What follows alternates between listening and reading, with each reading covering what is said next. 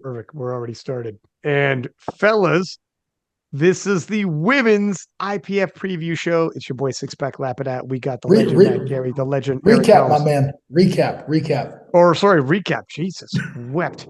Getting ahead of myself. No, we're actually previewing 2024. Yeah, I'm right. that confident. I see what I needed to see, and I'm ready to preview a year ahead of time. No, recap show 2023. We've had yeah, I mean, kind of like the men's, like we've had battles, we had upsets, we had drama, we got controversial calls, we got it all. We got some comebacks, we had it all. So we'll start like we always do with the lightest weight class, and that is the 47 kilo class. And Tiffany Chapon, Turbo Tiff from France. What can you say? Finishing off the 424.5. Tiffany, Mr. Third Squat, Mr. Third Bench, Mr. Third Deadlift, and she didn't need him. Tiffany is just on her own level, and I think on the KOTL preview show, we were kind of all on the same page in terms of that. It would take a monumental effort for one of the ladies to catch Turbo Tiff. They were probably going to be scrapping it out for silver. And that's no disrespect for them. That's more of a kudos to Tiff. She's just a phenomenal talent. Maybe next year things change. Maybe Jessica starts covering the spread and some of the other lifters start covering the spread. But it wasn't going to happen that quickly, if we were honest.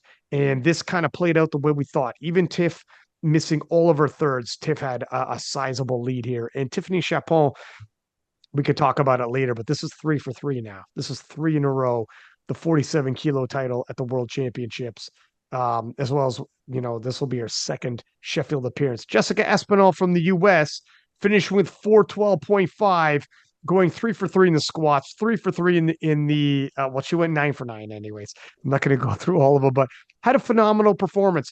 Look at, she's one of the people that had to adapt to the new bench rule heavily. She heavily weaponize her bench press and adapt appropriately. And she had a goat in the mix in terms of Heather Connor in the 47s, and Heather's deadlift was on point. A dramatic 200 kilo loading up to hit the podium and just now nudge out Canada's Aurélie. And it was a great, just getting onto the podium with sensational battles. How often do you have that in the 47 kilo class where you have a phenomenal lifter like Tiffany Chapon, Jessica and safely in silver, not quite close enough to threaten Tiffany, but a big enough spread from all the other ladies in the bronze medal, and then a battle between Heather Connor and Aurélie in dramatic fashion. Heather Connor hitting her final deadlift to get onto the podium. A great finish, great action, and played out, I believe, how we thought it would play out. One surprise, I would say, Aurélie is really starting to close some ground here. She missed out on the podium. They both her and Heather with 407.5, and Aurélie ended up going into the warm-up room and hitting another deadlift because Yeah. her progress is so fast. She just didn't know where her deadlift was at. And the Canadian coaching staff and Rory Lynch, who coaches her, was like, holy shit, when she hit 190 in the warm-up room afterwards. What are you going to do? I mean, when the progress is that great, but just an indication of where the 47 kilo class is right now. And then I'll throw it to you, gentlemen. It wasn't long ago that it was 408 kilos by, sorry, what's her name? Wiley Zhang? Well, yeah, Wailing Chen. Weili Zhang. I'm not great on pronouncing those names, but held that. She's an Olympic gold medalist in weightlifting, a world Yeah. champion in powerlifting, in an end had that world record, and it was a phenomenal feat to be 408. Now 407.5, just a nudge below it, you're fighting for the podium on bronze. And juniors like Aurélie, in their first open appearance, are hitting 407.5. That was a massive, long standing record. And now a junior is like, hey, this is cool in the open and hitting 407.5. And it's not like, well, powerlifting's bypassed that in terms of athletes and talent pool. No, Wiley was winning Olympic gold medals in Olympic weightlifting. She is an A-class athlete. Just it's phenomenal what's happening in the 47s. The future of the 47s is bright. Turbo Tiff is far ahead right now, but maybe the other ladies can catch up in a little bit. What are you thinking, Matt? Yeah, I think exactly what you said, Ryan. I mean, this kind of played out how we thought it would play out. I think, we all had Tiffany winning. She's clearly head and shoulders currently above the rest of the field, and she put that on full display. She was still 12 kilos ahead, even missing all of her thirds. So if she makes all of her thirds, then she's even further away, and ticks up her world record that she put on Sheffield. So I think we all had her winning. And some of us just we had Jessica and Heather coming in second and third, and some of us may have had that flip-flopped or that order a little bit differently. As it stands, I did pick Jessica second and Heather Connor. I think if we just talk about Jessica first, she's a TSG athlete working with Jason Tremblay. So she's well coached. She just executes like a typical TSG lifter does, makes a lot of attempts. And when you make a lot of attempts, you build a big total. And so her squat checks in at essentially tying her PB. She actually has squatted 143 because she had a chip at PA Nats, because that was an American record. So she essentially tied her PB in the squat, if you will. That's a 4.5 kilo bench PB for her. So she, like you said, she kind of righted the ship there. She had missed her opener at PA Nationals and then came back and showed a lot of resolve, and came back and made her 2 attempts at PA Nationals. This time under IPF judging, she goes 3 for 3.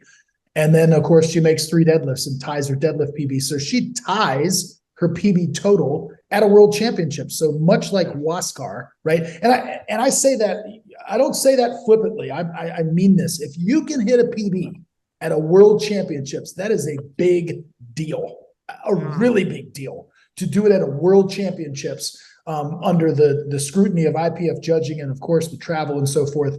And so, hats off to Jessica Espinal. This is the first time that she's competed outside of the USA or even I'm not sure if she's ever traveled outside of the United States. I'm not privy to that information, but certainly the first time she's competed outside, goes 9 for 9 and takes silver at her first world championships. Kind of like we talked about Waskar getting gold. Jessica gets silver, and then Heather had a really tough sledding in the squat.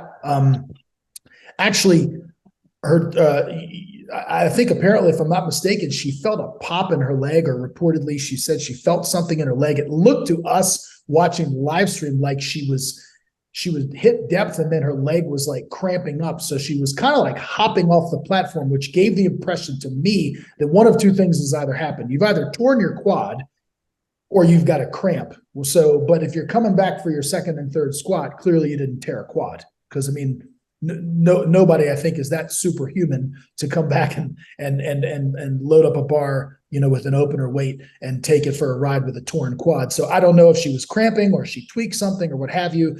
The third one didn't meet the standard, but then I believe got overturned. I mean, Heather had started making her rounds and was being very gracious and actually shaking the hands of the referees, thinking she had bombed out. But then I believe they turned the lift over in her favor, if I'm not mistaken. And so, she only makes the 1 squat. Her bench is tied a PB in the bench. I think we thought that she'd made some bench press progress, but maybe the squat took a little bit of the wind out of her sails, so she was only able to tie. But I think the story for Heather is being able to put that 200 kilo deadlift on the platform now. Like, we've seen it in training. We know that it's there. And, I had pulled out the stats from the last time and said, look, she's only made she's only made 1/3 deadlift in her last 5 comps and 4/3 deadlifts in her last 10. Well, now we can say, look, she's pulled the big 200, at an international meet and done it on the platform under strict judging. So credit to her to kind of, resurrect herself there, because we thought, man, she's barely making a squat here. I mean, she had to have her last one overturned by the jury. So look, could the story have been different? If she'd had another squat, let's say she makes her first or second squat, then presumably she's going to jump probably in that 5 to 7 kilo range, one would think, based on her strength level, to a second attempt. And perhaps it's a different story, and maybe she's looking at silver and Jessica's fighting for third. But suffice it to say, it unfolded the way that it did. And like you said, Orly from Canada, just getting nudged out on body weight. And that's just like you said, you're kind of a victim of your own circumstance. When you're a new lifter and your rate of adaptation is so fast, you sometimes don't even know where your ceiling is. And she kind of fell victim to that. So, but yeah, this was a fun session to watch. Like we said, Tiffany clearly head and shoulders above the rest, but congratulations to Jessica and Heather for second and third place. And let me also say, like Vicky from Australia, also 400 kilos on the nose. Yeah. 5 lifters in the 47s, Right. 400 kilos and up. It's It, crazy. There was a time when Heather was it's winning world titles not being 400 kilos and up. Like that Yep, wasn't that long 390. ago. Yeah, Mhm. it was. Now we have 5 lifters in the 47s, 400 kilos and up. They're all. It's the the the future of the 47s is very healthy. It's and mhm. Turbo Tiff, like they're going to keep improving. And Aurélie shows, and Jessica are super young, and their rate of adaptation is very high.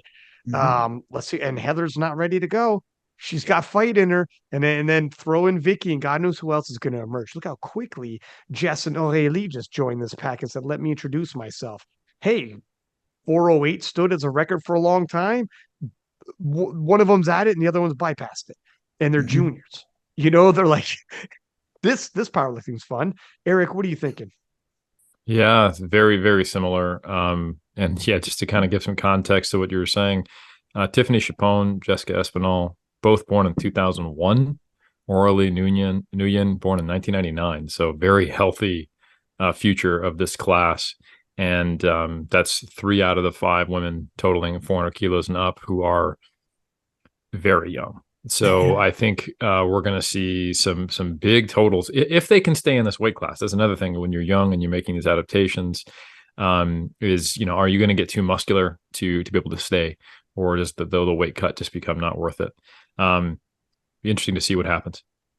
But yeah, the big fight here, I think, very similar to our preview show. And it's probably one of the few classes where it shook out very similar to our preview show with the number of upsets. Was basically, is it going to be Heather or is it going to be Jessica Espinal in second? I personally thought it would have been Heather, but I was very not confident in that assessment. And yeah, unfortunately, yeah, I just hope that whatever happened to Heather on her squats is nothing serious or lasting. I Mhm. agree. It probably wasn't a quad tear where she wouldn't have been able to come out, but it could have been something like a labral tear. I don't know. I do hope it was just cramping or something minor or a strain. But yeah, it was very touch and go. I thought we were looking at a potential bomb out there. Mhm. But it was great to see her pull not only 200 kilos, just as the fact that that's the first time she's done it on the platform, but that is a world record, and it also put her into winning on body weight to move into the bronze position. So that was a really, really important and big pull for Heather, and I hope it gave her some confidence and some fight, like just from an athlete perspective of going like, hey, I'm not ready to quite give up the crown yet. And it's an interesting thing, Ryan. We talked about eras. Like Tiffany Chapone now has 3 golds. She's a 3-time world champion. It's very challenging to say we're still in the Heather Connor era with that reality, especially in terms of the spread.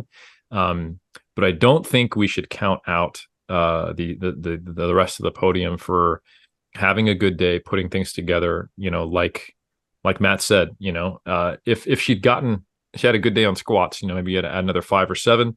And if she'd Mhm. gotten the 77 that she did show she could do in training, now we're basically adding 10 to Mhm. what Heather did, and that would have put her around 417.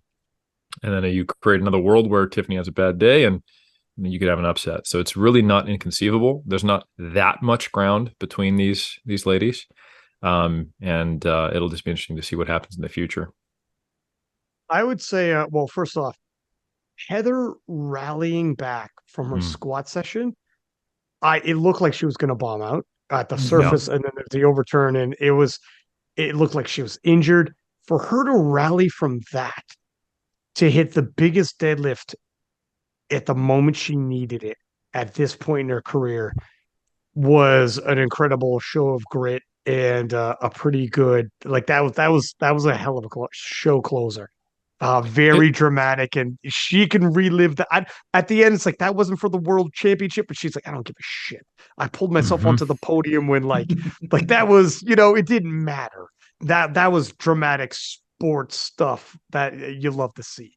Can I also just point out just how crazy a 200 kilo deadlift in this class is? The next one behind it is 185. That's what got silver in the deadlifts, you know? So it's could be 190 depending how you look at it. I, With the warm up. That's the Canadian talking. True. Yeah. That's a Canadian talking. Listen, no, Heather's still the deadlift queen, but O'Reilly, she's coming, man. She hit 190 and her deadlift, like her improvements is wild. I will say this. I think at this point, when we talk about the GOATs, I would say now we could start having the conversation. Tiffany Chapon has to be in that conversation for the GOAT 47. Not just is she three, the biggest one is, okay, now she has 3 world titles, and by far, like her top end now that she's posted at a 47, she's the strongest 47 that ever lived. And she had a bad day. This was her vulnerable day. And she's still That's a fair. major spread. 6 for like 9. This, You're she missed wrong. every single, So if you put $1 million and said, pick your GOAT 47, I'm gonna say Tiffany Chapon. But because she's also facing a very stiff opposition right now. Like when we talk about your era, who was in your era you had to beat, Tiffany will be like the 408 that stood forever, the record that stood forever in the 47s, that was 4th place. I get 407.5, spot me 0.5. That was 4th place when I had to win my 3rd title. That wasn't the world record. We're so far beyond that. And it's that era that Tiffany Chapon is dominating. She'd leave all of her thirds behind and still has such a crazy spread. Nobody's even thinking about threatening her. So I would say this is the Tiffany Chapon era right now. And you could argue she's the GOAT. I'm not ready to go side-by-side resume right now, resume review type deal, but she's got to be in the argument anyways. But yeah, so there we are. We ready to move on to the 52s? Yes, sir. Yes, sir. And what are you going to say? This is the rematch from Sheffield, isn't it? And everyone wanted to know, like, Noemi Alibert is such a fierce lioness, and she rises to the occasion. And in Sheffield, even though she quote unquote lost, she did 454, and it was such a dramatic, like, I'm going out on my shield moment. Like she gained admiration in doing so. But this was defending her world title. And it started off like you were hoping that it would be like Sheffield at least good to the very last drop, where it's going to be dramatic like that. Unfortunately, after her squat session, missed her opener, retook it, and then missed her 3rd. And you're thinking maybe if Evie starts missing as well, because Evie, oh, by the way, went 3 for 3 in the squats. But if you're adding up the kilos, she's adding up, and she's pacing in terms of the Sheffield again, the Sheffield performance she had. Now, when we go into the bench press, her going 3 for 3 once again, and Evie can't miss anymore. As a matter of fact, she has to stop missing, and she needs Evie to start missing. Evie doesn't miss. Noemi misses her 3rd bench. Now, I think at this point, things are starting to wrap up where she's just too far behind. Now, Noemi Alibert, despite her total coming down, still hit 450, which is absolutely insane. And Noemi Alibert, I'm going to remember her in the 52s. Absolutely. Like she was so far ahead of everybody else at one point. And even though, there's still a good, healthy spread between her and 3rd place, which, by the way, New Zealand, a healthy 1-2 punch, Megan Lee Smith with a 437.5, phenomenal performance as well. But let me double back to Evie Corrigan so we give her more time. And so Alexandra from Serbia had a rough early, and this is the 52s are so far ahead at this point. Alexandra had a rough 1st and 2nd squat, missed her opener on depth, went up anyways to 152.5, missed her 2nd attempt, and then got the 2nd attempt weight by retaking it on her 3rd. But had she actually been able to pace herself, she ended up with a 425 and evened out on the bench press, missed her last pull on the 3rd pull there. But holy smokes, are the 52s not rising up when that's 4th and it's 425? And that's, and you could see the potential if she has a good day. Plyn Deckers didn't have the squat day she wanted. Usually she breaks the world record, not doing so now, and didn't have the deadlift there that she wanted as well. But it's such a stacked class. And let's double back to Evie. And I know you guys are going to go in deep on this, but Evie Corrigan, essentially, she went 8 for 8. She didn't go 8 for 9. Walked out and did not need her third and final deadlift. People who were wondering, can she make that body weight, maintain that body weight, and continue doing this? Well, now you know. She's making the body weight. It's 2 times over now. There is no fumbling in the bag. She's been at this for a duration of time, and she hit 460, replicating the total she did at Sheffield, but needed 8 attempts to do so, not 9. She's getting better at 52. It's scary. I don't know who's going to oppose her. Noemi, I suppose, is still her number 1 challenger, but she's 2-0 against Noemi now. It's crazy. And this is her cruising. How far can she take a 52 kilo total? I didn't think we'd go. It's crazy. We're in the late 400s now. How far can she run this? I don't know. I have no freaking idea. Matt, I'm gonna throw it to you. I'm going to let Eric go first because Eric is more. Eric. Yeah, please, and then I'll kind of piggyback on Eric. But I know Eric has got valuable insight with Evie. What is happening here, dude? Well, I held back a little bit in the preview show. I painted it from the perspective of someone who's not, friends with Evie and friends with both of her coaches. And I wouldn't say I'm not. Someone actually had the misconception that I was coaching Evie on my Instagram. So I want to make it very clear that, Kedrick does the nutrition. Jason Clark is the head coach. We are friends. I know what's going on. We're teammates, but and I'm a mentor to these people. But I'm all credit goes where it is due. But when we had the preview show and we were talking about the future, I posed the question like, hey, is Evie going to be able to maintain this performance while staying at a very lean body weight? I already knew the answer to that was yes, and she's getting better. Like she's actually doing just fine.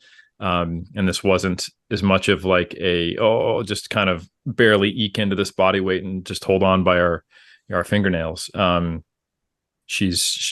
her training was just trending upward. So to answer your question, Ryan, of where do we think this tops out at?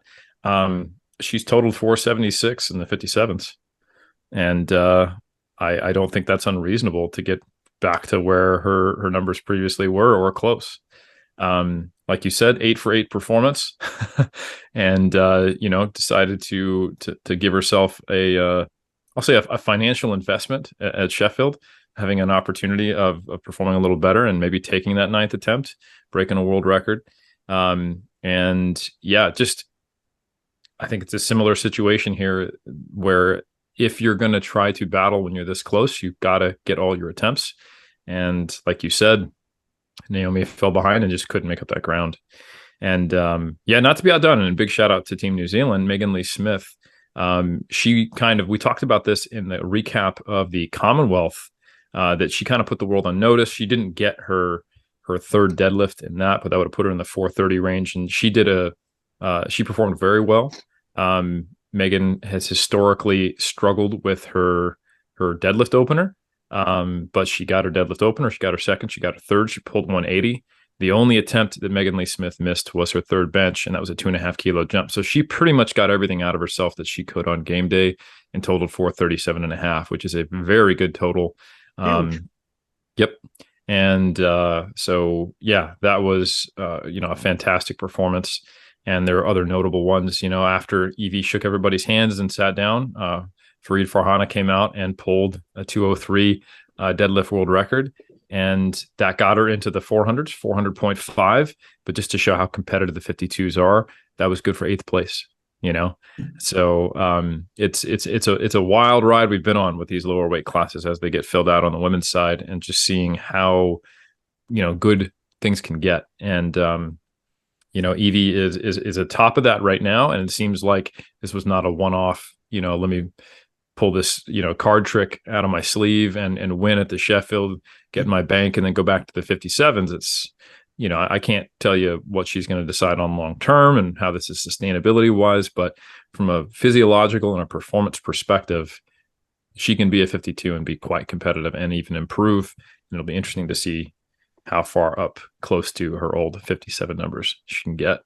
But as she keeps getting closer and closer, I think there's going to be a further and further gap with the people behind her. She's younger.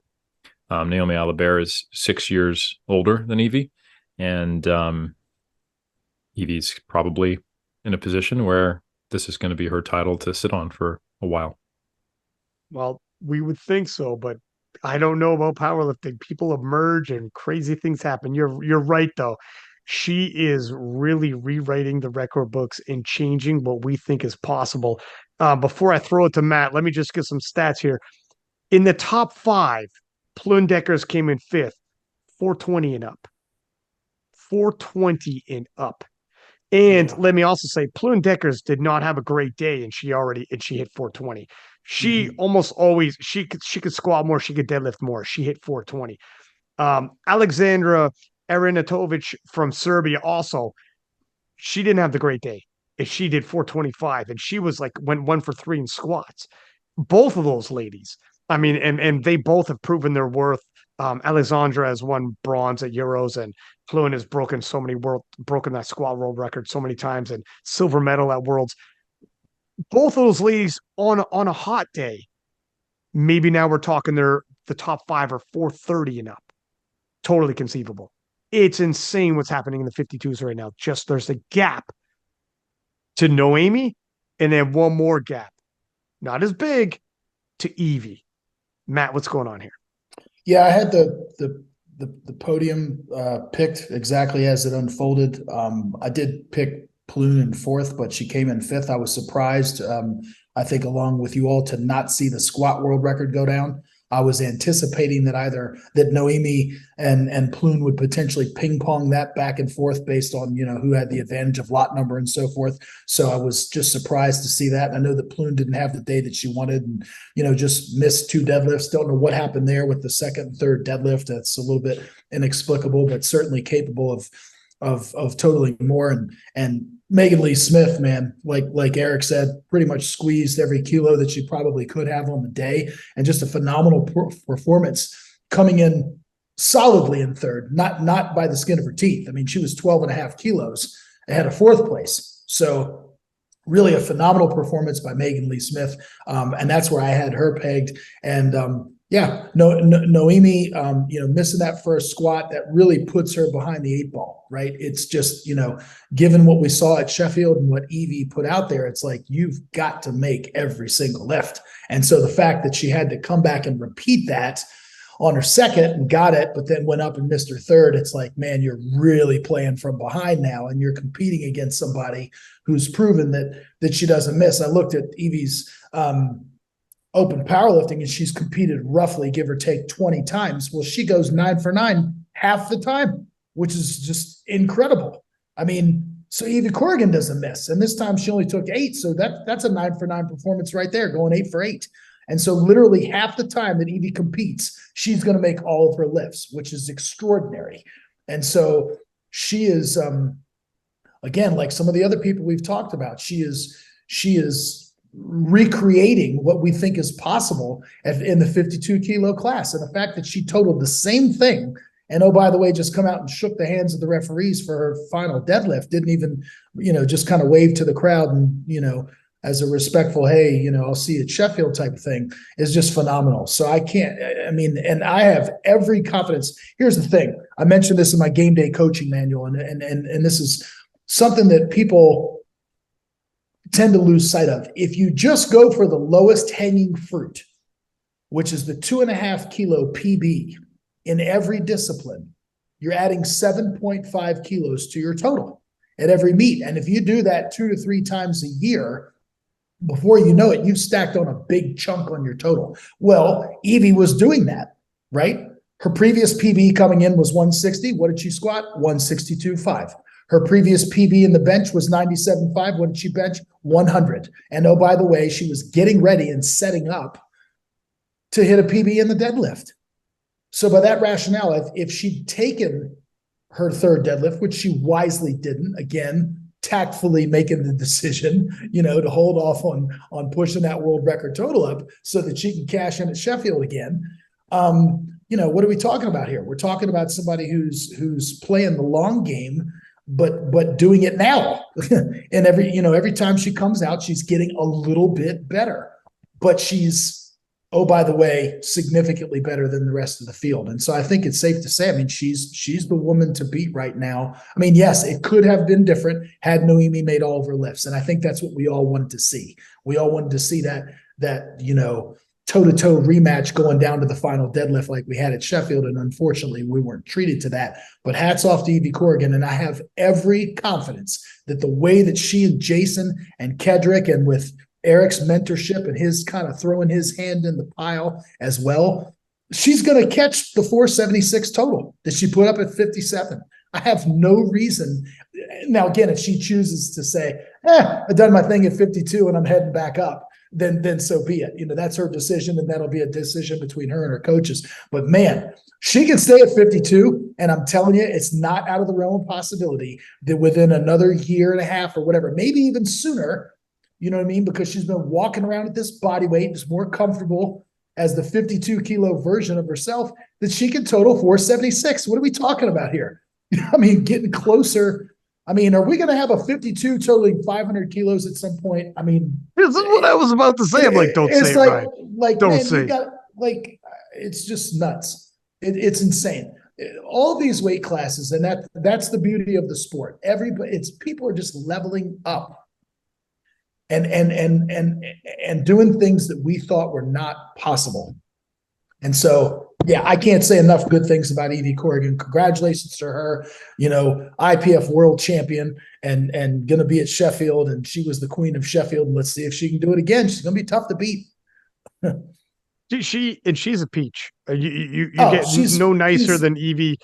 Yeah. She's super nice, easy to hang out with, funny. She's a good hang. Awesome. It's yeah. But it makes you. She's starting to make you wonder how far can she push this thing. This is crazy. Yeah. But yeah. All right, let's move on to the 57s, and we had a little bit of everything here. We had some controversy. We had a clash of the Titans. These two ladies are absolute monsters, absolute Titans. Jad Jacob, fresh off of an amazing performance at Sheffield. Jad had a silver medal at the Open World Championships last year. Then into the juniors, got injured. Then into Euros, reclaimed took pole position, taking the world record in the 57 kilo class, the Open world record.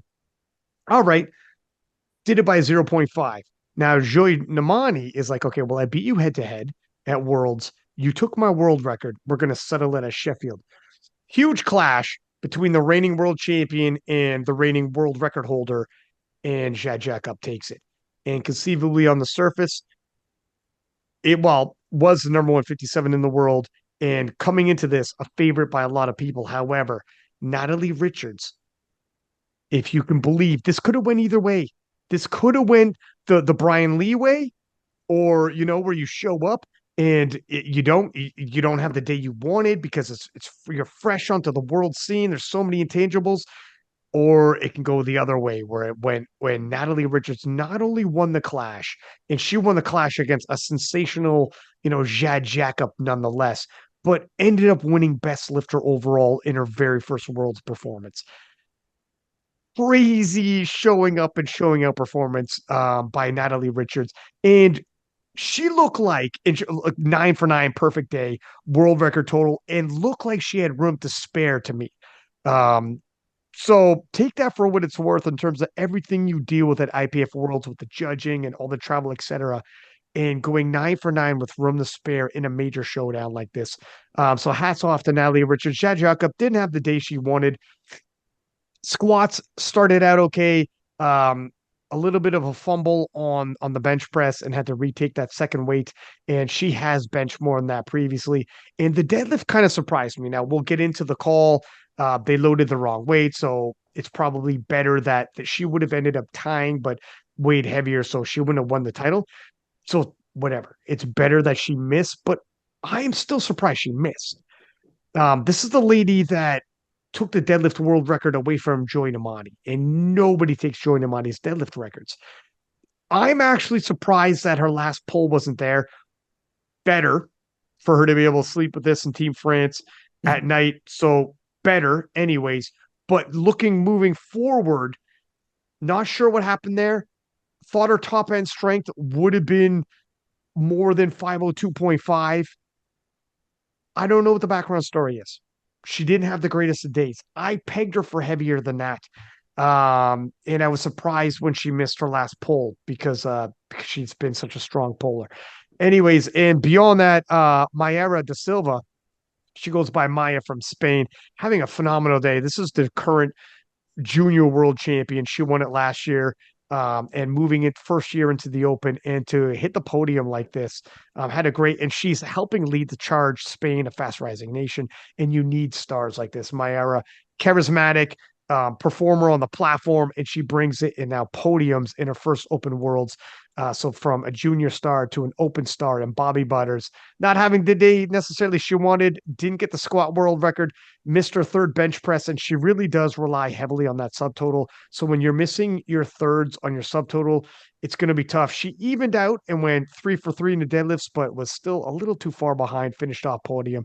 Alessandra from Italy taking fifth, and Andy Riley, whom you guys might remember from the 52s, getting nudged out into sixth position. Who went first last time? It's Matt's turn.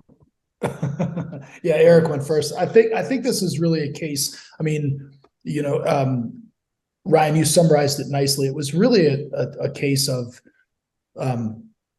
two people battling out for the top spot, 1 and 2, and then two people battling it out for that third slot on the podium, because there's a significant gap between the second and third place finisher. And then there's a significant gap, Bobby and Maya tied and won on bodyweight. There's a significant gap between fourth and fifth. So it's really the story of these one-on-one, competing for those positions. So kind of starting with Bobby and Maya. I mean, quite frankly, I'm a big Bobby Butters fan. She is super consistent. You're talking 8 for 9, 9 for 9, pretty much every time she steps on the platform. So I was really surprised, quite frankly, to see her only make 7. And I say only 7. I'm kind of rolling my eyes as I'm saying it. For crying out loud. So, look, she didn't have the day that she wanted, and Maya was able to capitalize on that. Like you said, Ryan, the junior world champion, she only missed her third squat, but being the better deadlifter and having that ace card up your sleeve to just basically, Bobby's meat is done. You know what I mean? And there's such a disparity there in deadlifts. Maya opened heavier than what Bobby finished with. So, like you said, to your point, Bobby's got to build, the lion's share of her total there with her subtotal, and just kind of, make people feel uncomfortable if she can. She just wasn't able to do that. So Maya was able to jump into third on bodyweight. First and second place here between Jad. I'll be honest with you, and this is no shade against Jad, but I'm not at all surprised. I called this. I think I saw this coming. Natalie is just,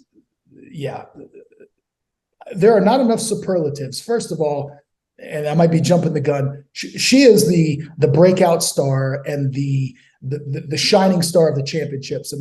She went 9 for 9. She won this heavily publicized and highly contested battle against somebody who went to Sheffield and is notably very, very strong and a very popular lifter. And she went toe to toe with her and beat her by 10 kilos. And so there's a lesson to be learned here, much like we talked about with Tony Cliff and the gentleman that he competed against, is that on openers, Jad was 20 kilos ahead. On openers, she was at 482.5. Whereas Natalie was 462.5, which really was only a 17.5 kilo lead because Natalie was lighter. So instead of 20, she's, just call it 17.5. But Natalie being coached by, again, Arian Kamesi, which was a great call, having Arian in your corner. He handled Waskar, by the way, also. So I think, Steve Denovia is Natalie's coach, and they were able to join forces with Arian, and that was a great decision. So you've got a phenomenal game day coach working with Natalie and able to squeeze everything out of her that you can and making just exquisite attempt selections. And so them not blinking in the face of adversity or getting nervous, the fact that, oh, we're behind by 17 and a half, call it, it's 20, 17 and a half kilos behind on openers. They stuck to their plan. And look, the scouting report on the French is they open heavy and they take small jumps. And that's just their modus operandi. That's what they do. And so, Jade has been a little bit inconsistent and missing some lifts. And so based on openers, I was very confident that Natalie was going to be able to make up some ground. She takes a little bit bigger jumps, not outlandish jumps, just bigger jumps than what the French do, right? She opens more pragmatically, which gives more room to grow, more room to advance, versus opening closer to your ceiling, which then mandates that you must take a smaller jump because you've used up some gas. So that's exactly what happened. And so, Natalie goes 3 for 3, Jade goes 3 for 3, but now Natalie's only 2.5 behind heading into bench, which is her, her better event. She makes up some ground. She gains 10 kilos in the bench. Jade missed the second one. She gains 10 on the bench. And, Jade opened up 15 heavier than Natalie, but I knew that Natalie was going to be able to make that up because I knew she'd take about a 12 to 15 kilo jump from first to second. And you could read their body language all day. If you go back and look at the live stream and you see Natalie Richards coming off the platform, she is smiling, she's skipping, she is just full of joy and full of confidence and life. And Jade's demeanor, and again, this might be her personality. I don't know her other than just talking to her briefly at the Sheffield, and she was very charming and very nice. But she was more reserved and just a little bit more, didn't look as confident coming off the platform. And so reading the body language of the two lifters, you're like, man, Natalie is on fire today. And she was. She just executed surgically. And Arian did the same thing with attempt selection. And of course, Steve Denovi, her coach, kind of cooking up the game plan and so forth. And she, the second that Natalie made her second deadlift, Susie and I are watching the live stream, I immediately shouted, I said, 10 kilos, 225. I said, that's the magic number. That's going to be the number to push Jade over the limit. And Natalie smoked 225. I thought she had 5 more if she needed it.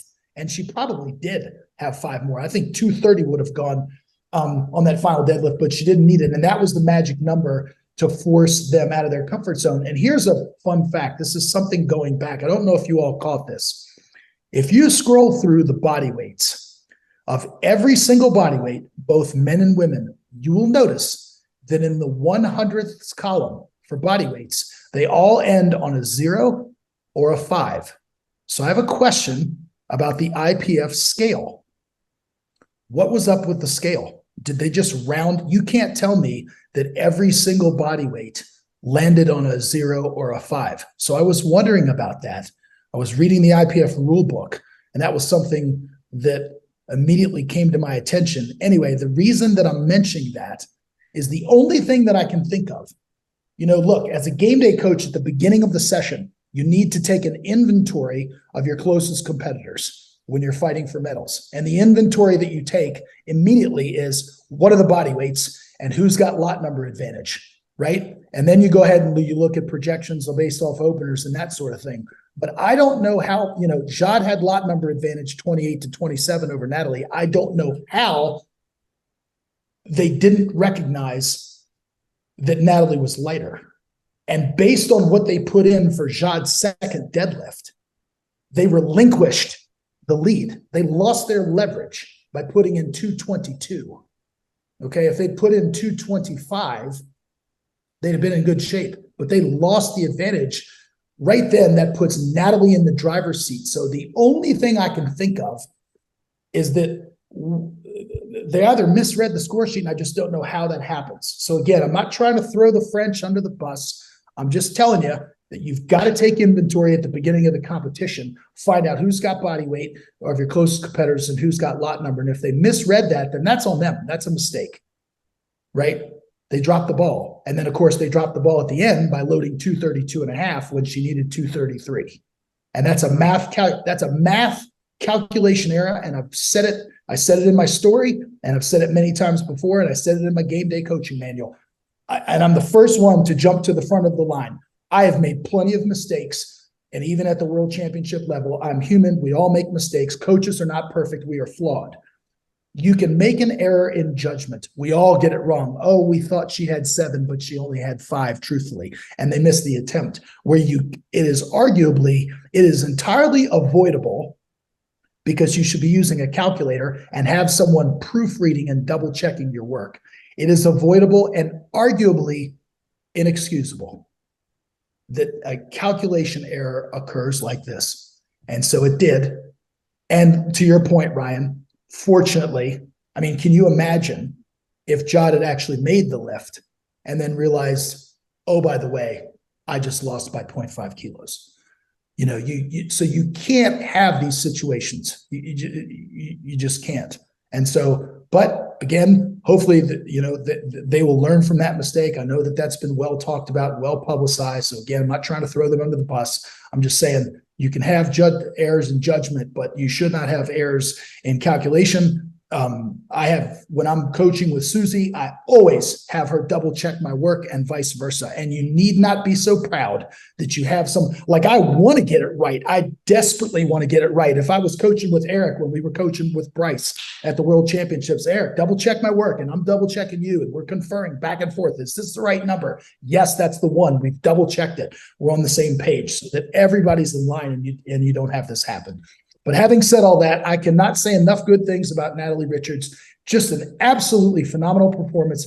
A PB squat, ties her PB bench, a PB deadlift, a PB total, a world record total, best lifter, and she's going to Sheffield. So there are not enough superlatives that we can hurl her way. And one last thing, 369 days prior to this, and I mentioned this in my story, Natalie Richards bombed at USAPL Nationals in Las Vegas, and I was coaching against her. I was coaching Celine Crum, and Natalie Richards bombed in the deadlift, her best event. And what did she do? She didn't pout. She didn't sulk. She didn't play the victim card. She didn't make any excuses. She goes back in the lab. She aligns herself with Steve Denovi, and she fixes what needs fixing. And she comes back, and 1 calendar year later, so she misses out on the opportunity to win a pro card in the USAPL. And 1 calendar year later, she's an IPF World Champion. How's that for a story? She's going to Sheffield.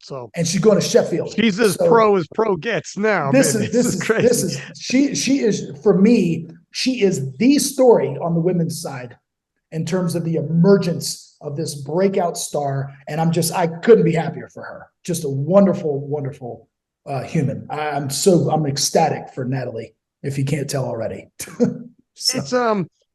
There was obviously, the French usually are pretty good with the execution, weren't so hot handling Jad in this session.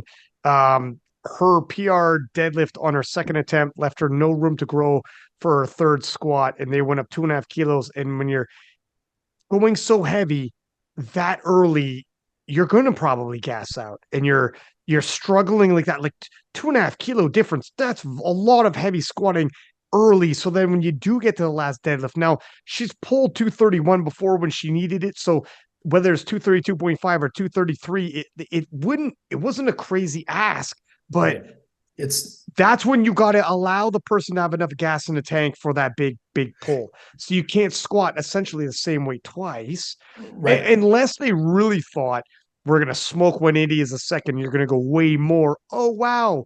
180 is actually close to the top end. We can only go up 2.5, but that was tough. But let me also say, on that day, Natalie was stronger anyways. I don't think it would have mattered. So that helps. Nope. It actually, in a weird way, helps Jad deal with it, France deal with it, be like, you know what? Don't overanalyze too much. Some mistakes were made. You guys can tighten it up. But Natalie had room. She was comfortable the whole way. She was 20 kilos behind on openers and won by 10. Yeah. Right. And it's not just opening heavy, Ryan, like we talked about. You have to understand this is a cumulative effect. It's load management. And so when you add up all of the attempts, the accumulation of fatigue, it accumulates. And so when you even if you make your third squat, like you said, Ryan, Jad made 182.5, which was a PB for her and a junior world record. right? But the way that she got to the 182.5 was using up more gas in the tank. So it's that accumulation of load and then subsequent fatigue, which comes back to bite her. Yeah, the 232, that's in her wheelhouse. She's pulled, circa that before. Yeah. So it wasn't quote unquote too big of an ask. It was just the accumulation of fatigue and then the math there, whatever. So that's kind of how I see it unfolding. Yeah. Can I provide a little more context to that? Please. You can sometimes see this as well when you look at what people do in training versus what they do on the platform, which speaks to Matt's point. And this is sometimes confounded by body weight management as well. So don't get me wrong that it's not this straightforward. But a lot of the times when you see people who perform a little better in training than they do on the platform, they don't take the same approach to getting to their highest number when they're training.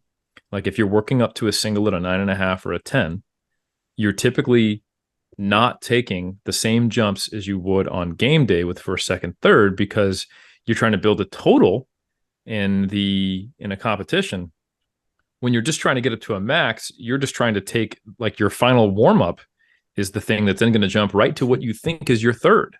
So you're less fatigued when you're going for your single at a 10, single at a 9.5 than you are when you're going into your third. So yeah. I don't think it's an accident necessarily that when we looked at people looking at, Jad Jacobs training going into the Sheffield, people were predicting, who's going to win the Sheffield? What are they capable of? Because they're going for records. They're going for a percentage over the world record. People are saying, oh man, she's going to be between 5'10 and 5'15. And what did she end up going? Like 5'02 and this time, or 5'03. And I think she was only 1 kilo underneath that here at 5'02. So we're seeing a underperformance relative to what we know is top end in training. And we're seeing the exact opposite with Natalie Richards, where she got PBs on 2 disciplines, equal PB on 1, and had room left to spare, to where I think everyone was surprised, maybe not Matt Gary, because he's a little close to the information on this one. But I knew that it was a toss-up between the two, but I did not think it was going to be that dominant of a win. That's an excellent point, by the way. And this is where, what would you say for correction on this? Would it be like, first off, the temp selection's got to get a little bit better, more on point, because there's absolutely no way in the gym when you're trying to find your max, you're like, okay, then I go up 5 pounds from here. You're on an SBD day, yeah, you're not going to make it. So then, why would you think that was a good idea on competition day, unless right? The only reason that you could justify these numbers is if you were projecting and you had a belief that the ceiling was higher. And so that's right. And then the second told you, oh shit, it's not higher. It's not right. And so that's the thing. And that's the danger, to your point, Ryan, of flying too close to the sun and people opening heavy to show a big total on openers and then trying to go for the gusto. I have this sense, there's this thought process that permeates a lot of the lifting of, I'm only going to make 2. I'm not making 3. So I'm going to go big on my second. And then, if I get the third one, it's icing on the cake. That's not the way that I think. It's not the way that I coach my lifters. You damn well better believe we're making 3 attempts. But that's just how it's going. And so the second one is a stepping stone to the third one. That's it. It's significant enough that it builds the total, but it doesn't redline the engine to the extent that you have no gas left, which then mandates a small increase to the third one. It allows us to take a pragmatic third. And if there's a PB there, then you go for it. You take it. Otherwise, the only counterpoint I would say is, and I don't agree with this, because actually I completely agree with Matt Gary. I think just not acknowledging that a grinder second lowers the ceiling on your third, and rather than it just being like, I'm not sure if I'm good for my third, so let me get a pretty good second in. I think is the kind of the mentality. The only time that may or may not be true, and this is true of not all but some French lifters, is if they are regularly grinding themselves to dust in training and they can survive that and they can acclimate to it, perhaps they are good for these small jumps from second to third. I think Apana is a decent example of that. I mean, like, I love Pana, but he doesn't always get his thirds. You know what I'm saying? So, but I will say that you have to ask yourself about the opportunity cost there. If you need to train to acclimate yourself to these grinders to then be able to do grinders in competition, is that the best way to train? And is that B, should you be acclimating yourself to that strategy in the first place? But I generally think I think you at least risk lowering your ceiling on what you can do by really emptying the tank on your second attempt, especially in the squat and deadlifts, because they impact each other, and especially considering the squat and deadlift are the lifts that add the most to your total. Yeah. Empty your tank on the second, then your third, and then how's your deadlift? Right? Yeah. That's your first event. The last thing I'll say about that, the last thing, and then I'll stop beating this horse. A lot of people will argue, well, I want to take a bigger second because it gets me closer to my potential third so that I know how much I have left in the tank. And my comeback to that is you just need to be a better judge of RPE and a better judge of what you have. Like if you need to get that close to determine, oh, I only have 2.5 left. Like, come on. I mean, it's like, take a pragmatic second, and that's a springboard to a better third. Versus going all in on your second, you get 3 attempts. I mean, this is scoring points. It's stacking points. And the best way to build the biggest total is by making 9. So anyway, sorry. Stop. But I do feel as though if we have another battle, it could be closer with proper adjustments, as long as adjustments are made on the French side. Because I still think Jad's a special talent. The thing is, Natalie is an incredibly special talent. I think they're both extremely special talents. We could see a rematch and things can go differently. And it doesn't mean necessarily Jad wins, but she definitely could. Like, put it this way. Even though the squat session was a bit of a eyebrow raiser with, 2.5 kilo jump, but again, things could have been, they overshot what they thought the third squat was going to be. That third deadlift was in their wheelhouse, even if they loaded the proper 0.5 up, and we'd be having a different conversation right now. Sure. So we can't count Jad out. As special as Natalie is, Jad is that special as well. These ladies have more business to take care of, and that's a good thing. If you're a sports fan, a powerlifting fan, they're closer than they appeared that day. Jad didn't have a good day. The handling wasn't on point, and it wouldn't have mattered. I think Natalie would have beat Jad regardless on that day. But let's see him run it back. And this is good. This is good for the 57s. You need rivalries. Otherwise, people start losing interest, and the interest is still really high. And if you're listening, you want to see them run this back. And in the supporting cast, although further back, Bobby Butters, Maya, and let's see if Joey Namani comes back down. Holy smokes, if Joey Namani comes back down. Maybe that's a good segue, gentlemen. Are you ready to go to the 63s? Let's do it. Absolutely. So the 2-time 52 kilo world champion, 2-time 57 kilo world champion, and Sheffield veteran Joey Namani moved up to the 63s. Ended up finishing up in 4th place, but 2 for 3 in the squats, 3 for 3 in the bench press, and the 240.5. How close was that? Refresh my memory, gentlemen. The 240.5, I thought was good. Yeah, it was. Was this one of the overturns? Yes. I want to say it was or it was argued for an overturn, but was not overturned. It was either deliberated and not overturned quite heavily, or it was made and then overturned. I can't quite remember. Yeah, I don't recall either. I have to go back and watch it, but I know that it was really close. It was one of those calls that, 240.5. I mean, she's just such a, she is, her deadlift, she's always within reach of a medal at an IPF World Championship, and she just moved into 63. She was a 57 at Sheffield, and Sheffield, we're talking about how quick the turnaround is. That's how quick her turnaround was to transform into a 63 and almost pulled herself onto the podium. And then obviously with the other 63s, you got Chiara Bernardi, former junior world champion, on the podium with a 520. Meg Scalin from the US with a 532.5, adapting nicely to the bench rules. I know previously she had hit 537.5, and then the bench rules come in, and people are like, how much can she add on to this in terms of, back up to 532.5, good enough to break it with Chiara Bernardi, whom last World Championships, they were dead even, and well, the whole podium was dead even, and she's winning on body weight. Put a little bit of space between her and the rest of the field, however, could not mitigate the space between Return of the Queen from 2019 world champion, left to do some business and equipped, represent Italy at the World Games. Hats off to her. But holy smokes, Carola Gara back with a vengeance, missed her third bench press, but with 557.5 total. Holy smokes. As a 63, 557.5. And Gara, who got injured back at the previous Arnold Classic. She had the big showdown with Leah Bavois, but she showed up injured. So it wasn't exactly what people wanted. And it was hampering her. I think it was her hamstring, but an injury, a lower body leg injury anyways. And shows it up by IPF World, and she's pulling conventional now.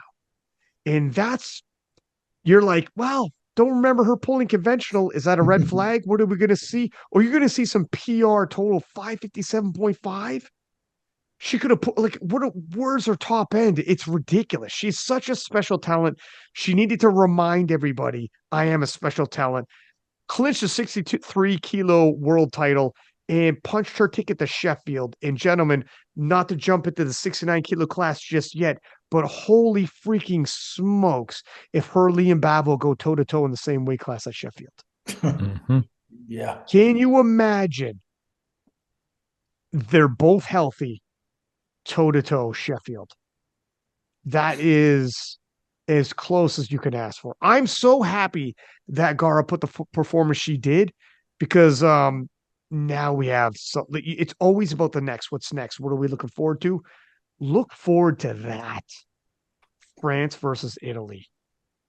Oh, Nelly, that's a good matchup. And they're both, look at their resumes. Look what Gara's done. World titles in and out of equipment, world games, two-time world champion in 63s in the classics, stretching back to 2019. Now look at Leah Bavois, when she held world records in the 63 and the 69 at the same time. And is also a two-time, two-division world champion. It's nuts. This is the stuff that dreams are made of, gentlemen. Who wants to go first on this one? Go ahead, Eric, since I Sure. taking turns. Yeah. This was, I think, a surprise for a lot of people. Previously we had Leah Bavois with the world record in both the 63s and 69s, and a lower world record at 69 than 63. Hence, she made the decision at Sheffield to go in as a 69, have a better opportunity to get a larger percentage over it. And I don't think, and in fact, I know, because we were the ones who did the predictions, no one predicted that we would actually see now still a higher world record in the 63s versus 69s, but with a different name behind it, and that being Carola Gara, who just absolutely had a fantastic day, arguably getting probably all the kilos she could have. She went 8 for 9, and the only lift she missed was on bench press, going up 2.5. And by the way, a 2.5 jump from 142 to 145.5. That's a just insane bench press. So yeah, I was blown away watching this. I was like, oh, like we were talking about, is it going to be Leah, or is it going to be Amanda Lawrence, or which one of them is going to be the clear, kind of dominant performance? And it was Natalie Richards, as far as which we'll eventually get to, who won Best Lifter. But then it was Carola Gara, then it was Amanda Lawrence, and Leah Bavois did not end up in the top 3 for Best Lifter. And I should say this before she blacks your eye. She didn't come out for her third dead. Same with Evie Corrigan, whom correct did in okay.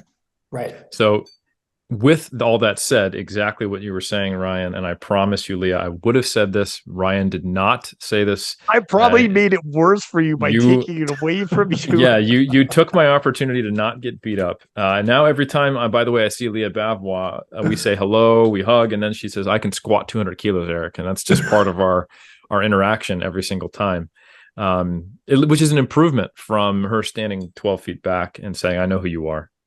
And me getting the impression, I feel like she also knows where I live, and she also has people who can take care of me if I say the wrong thing again. But no, 100%. Just like Evie, she came out and did not take her third deadlift, and I don't want to spoil the next weight class up, but a number of people who are going back to Sheffield took what they needed to get the world title, didn't push it too far, because that's the exact monetary reward that they're based upon, is how much they go over the world record. So a difficult choice there in some cases. Do I want to take best lifter, or do I want to, get the best total I can, or do I want to set myself up for a better chance at winning at the Sheffield? And that's going to differ by the individual. So anyway, the Italians had a good day, much like the New Zealanders did in the 52s and the 63s. We saw Chiara Bernardi in third, and then Carola Gara in first. And then Megan Scanlon had a quite good day. I think she missed one bench on depth, but then decided to go up anyway and got it, made the adjustments, if I recall correctly. So I think she did probably better than would have been anticipated, best in her performance, but just, of course, not enough to get that close to Carola Gara, who won by 25 kilos, but certainly put a good spread between herself and Chiara Bernardi, who had kind of a rough day on the platform, missed her opener and her third squat, and missed her second attempt on bench press, and totaled 520. So solid performance. And then Joy Namani, I think, did better than we all thought. I didn't know that she was going to be able to total in the 500s moving into this weight class yet. And she damn near totaled 520 with that deadlift. And I will say, please do listen to the other, the men's preview show. Matt Gary did a great job breaking down what I would describe as the inconsistency in the judging and some of the potential reasons behind it in this new era we have with the jury being far more active and instant replays. But the 63s were in the same session as the 74s. So the same judges. And as we discussed, Taylor did not get his third deadlift. That was very borderline. I personally understood why he didn't get it. Other people didn't necessarily have that same decision. But I will say this. Tim Monagatti did get his third deadlift. I want to say it was on an overturn. Yes. If I recall correctly. Yes. And I agreed with that decision. I did think it was a valid deadlift. But I thought, if that was a valid deadlift, how could Joy Namani's not be? Joy Namani's, to me, looked a little more clear-cut and clean-cut than Tim Monagatti's, and yet hers was not valid. So I will just say that no one ever says after a meet, you know what, the refs did a great job. Let me go on a podcast and talk about how great the refs were. You do the best you can in the moment. You are human, and it's a tough job being a ref, because you are either just ignored and you said you did your job, or when it doesn't go the way people think it should, you are thrown under the bus. And I do appreciate that they're volunteering their time. So anyway, with all that said, very inconsistent judging in the deadlift in the same session, which is a little frustrating to watch as a fan. I personally was like, oh my God, Joy Namani just pulled 240 and a half. This is probably the most impressive deadlift I've ever seen by a woman. And when you think about it, I can't think of anything to be in there. Yeah, I mean, Heather Connor's 200 at 47, but it's an insane pull. It's something that you would expect Kimberly Walford to pull, a couple weight classes up, right? So anyway, it was a monstrous pull. It was unfortunate it didn't go through, but I think it is a good indication of what are we going to see in the future, where Joy Namani is not going to be taking that long to get on the podium. And we said, hey, it's probably not going to be this year that she's a threat, but I think she's showing, look, I can hang in pretty much any weight class I decide to be in. What are you thinking there, Matt? Yeah, I think you guys nailed it. I don't have a whole lot to add. I had the podium corrected, just had second and third flip-flopped. So I think Joy's taking a shot at 240 is just extraordinary. She looks comfortable walking around at this body weight, or at least she did. Me kind of looking through the live stream, it's hard to believe that not too long ago she was a 52 kilo. So the fact that she's like in the 63s now, and just getting in there and, now adding a belt and some knee sleeves and equipment, so to speak, if you want to call it that. So we'll see kind of where she's trending.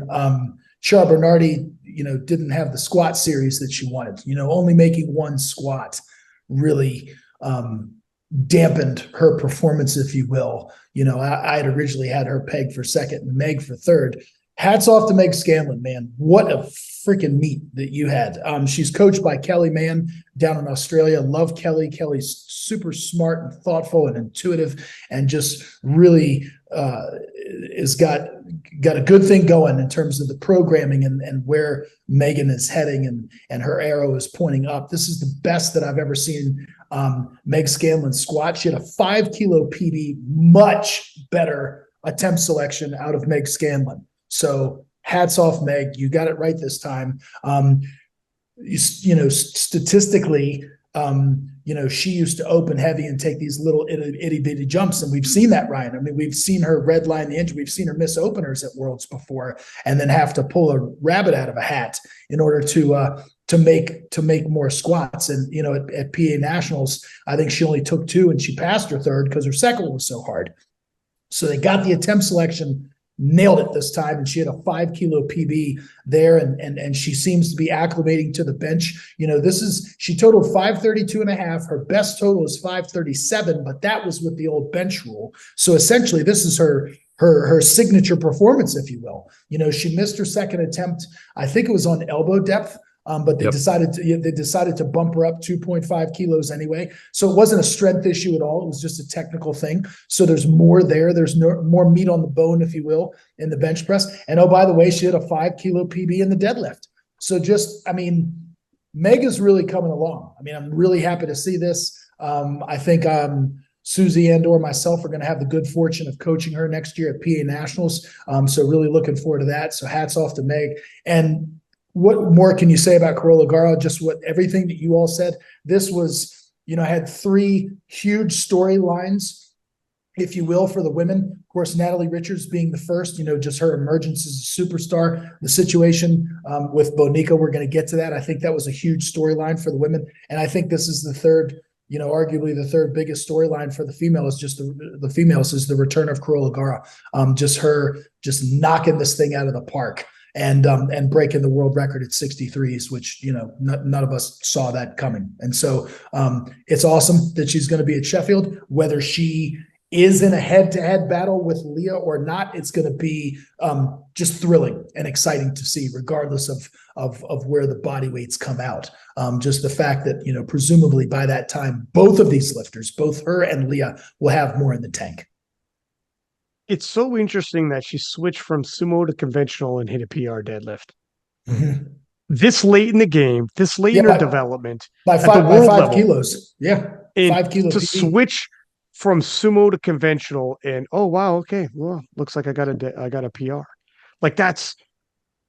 It's crazy when people switch up when you're already been a world champion in and out of equipment and you're already at the top of the game, and now you switch. Not in the development phase. It's so rare. Somebody else who switched from sumo to conventional, Noemi Alaber, and then she started winning titles. It does happen. You see from sumo over to conventional, and PBs and better than you've ever seen. I thought sumo was cheating, Ryan. Well, this is the thing. I need an explanation, fellas. I need to know what is happening right now. It's crazy, but it's happening. And it's happening in the women's division, even right down to the 52s. Ready for the 69, fellas? Yes, 69 kilo class. None other than Leah Bavois, return of the queen. Leah, just like Evie Corrigan, having an 8-for-8 day. And she's back. She's 100% back. She's got her mojo back. You could tell. In Sheffield, she was coming into it not 100%. And but she was going to give 100%, but her body wasn't 100. This time you could tell she was all of her training leading into it. You've seen the number she was hitting and you knew she was going to put on something ridiculous. Leah Bavois at 100% doesn't need all 9 attempts to win. At least not unless Carola Garra is in the field. And she did her thing. She reclaimed the throne. one smooth, one easy, and pulled a Evie Corrigan and came out for her last attempt and just kind of thank the judges, thank the crowd. And I will see you in Sheffield, and let us all begging for more, like Evie Corrigan being like, oh my God, how far could she have pushed it? Which is what you want as a showman and a showwoman.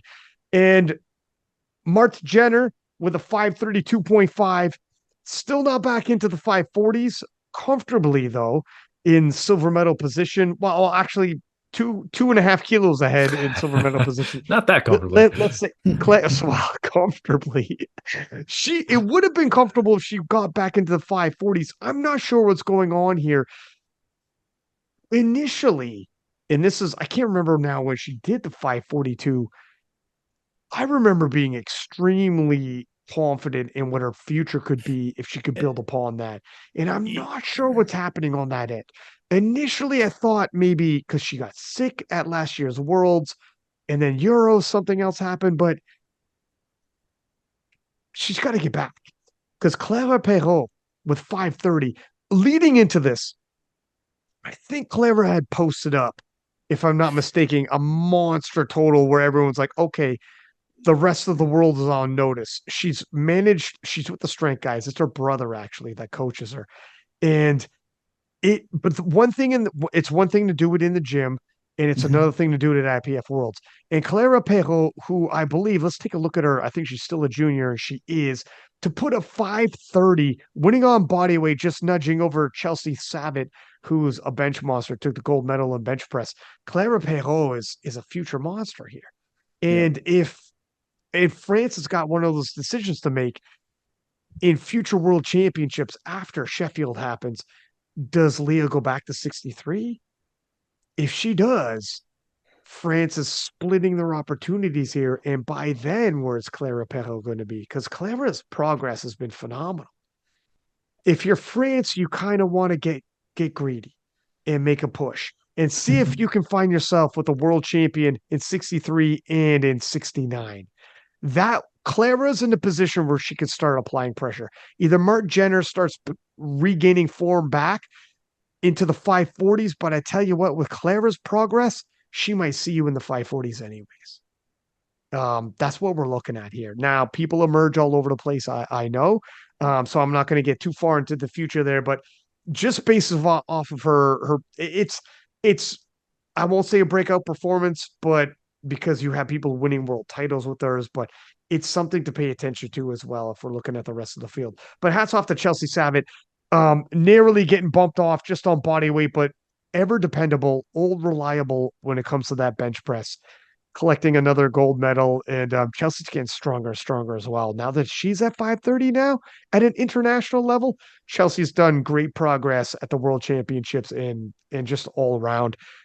So fellas, who would like to go next on this one? Who went first Matt's last up time? on this one. Matt, it's you.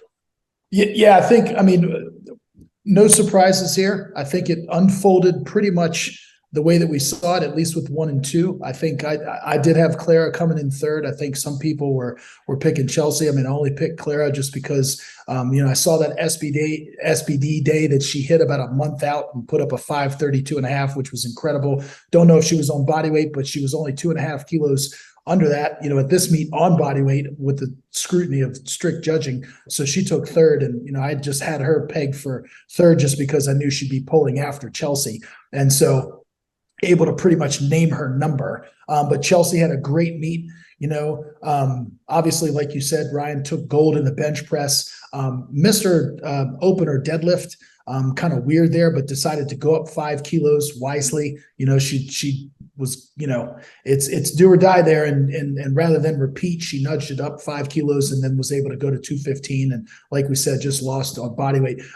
Shout out to Tasman Campbell of Great Britain. I've been watching her training, and man, did she have a meet. I mean, her previous PB was 507 and she totaled 512.5. She came in with a bench press PB and a deadlift PB. So exciting to see the Brits. I mean, they're getting stronger. We talked about them with the guys. I mean, they're coming along in a lot of these different weight classes. So I was excited to see her perform the way that she did. and then working our way up with Marta Jenner, that 542.5 that she hit, Ryan, all of those thirds looked really hard when she hit that 542.5. And I think, to your point, she may have come in a little bit dinged in for this one. And so probably just wasn't able to replicate that total, missing all of her third attempts. And when you miss all of your thirds, that's going to really dampen your total. And then, of course, we've got Leah at the top. I mean, she's, literally and figuratively in a class all by herself. And she executed, just like Evie Corrigan. She went 8 for 8 and then just came out and shook everybody's hand for that final deadlift. So she chipped the world record in the squat, and her lifts looked comfortable. They didn't look like they were, RPE 10s. So there's room there. There's more meat on the bone, which is good going into Sheffield. She's going to be able to presumably push that higher. And, I know that she wasn't altogether happy with her performance at Sheffield, and she's made, she hasn't mixed words about her intentions at the next one. She wants to come and she wants to win. And so she set herself up very, very nicely, making essentially, what we like to refer to as a business decision here, and leaving room, kind of like Evie, very wisely, so that she can go to Sheffield and improve upon this. So happy to see Leah, back on top, kind of reclaiming her title. And yeah, so I think that's, pretty much the way that I saw the 69s unfold. Eric, what are you thinking, sir?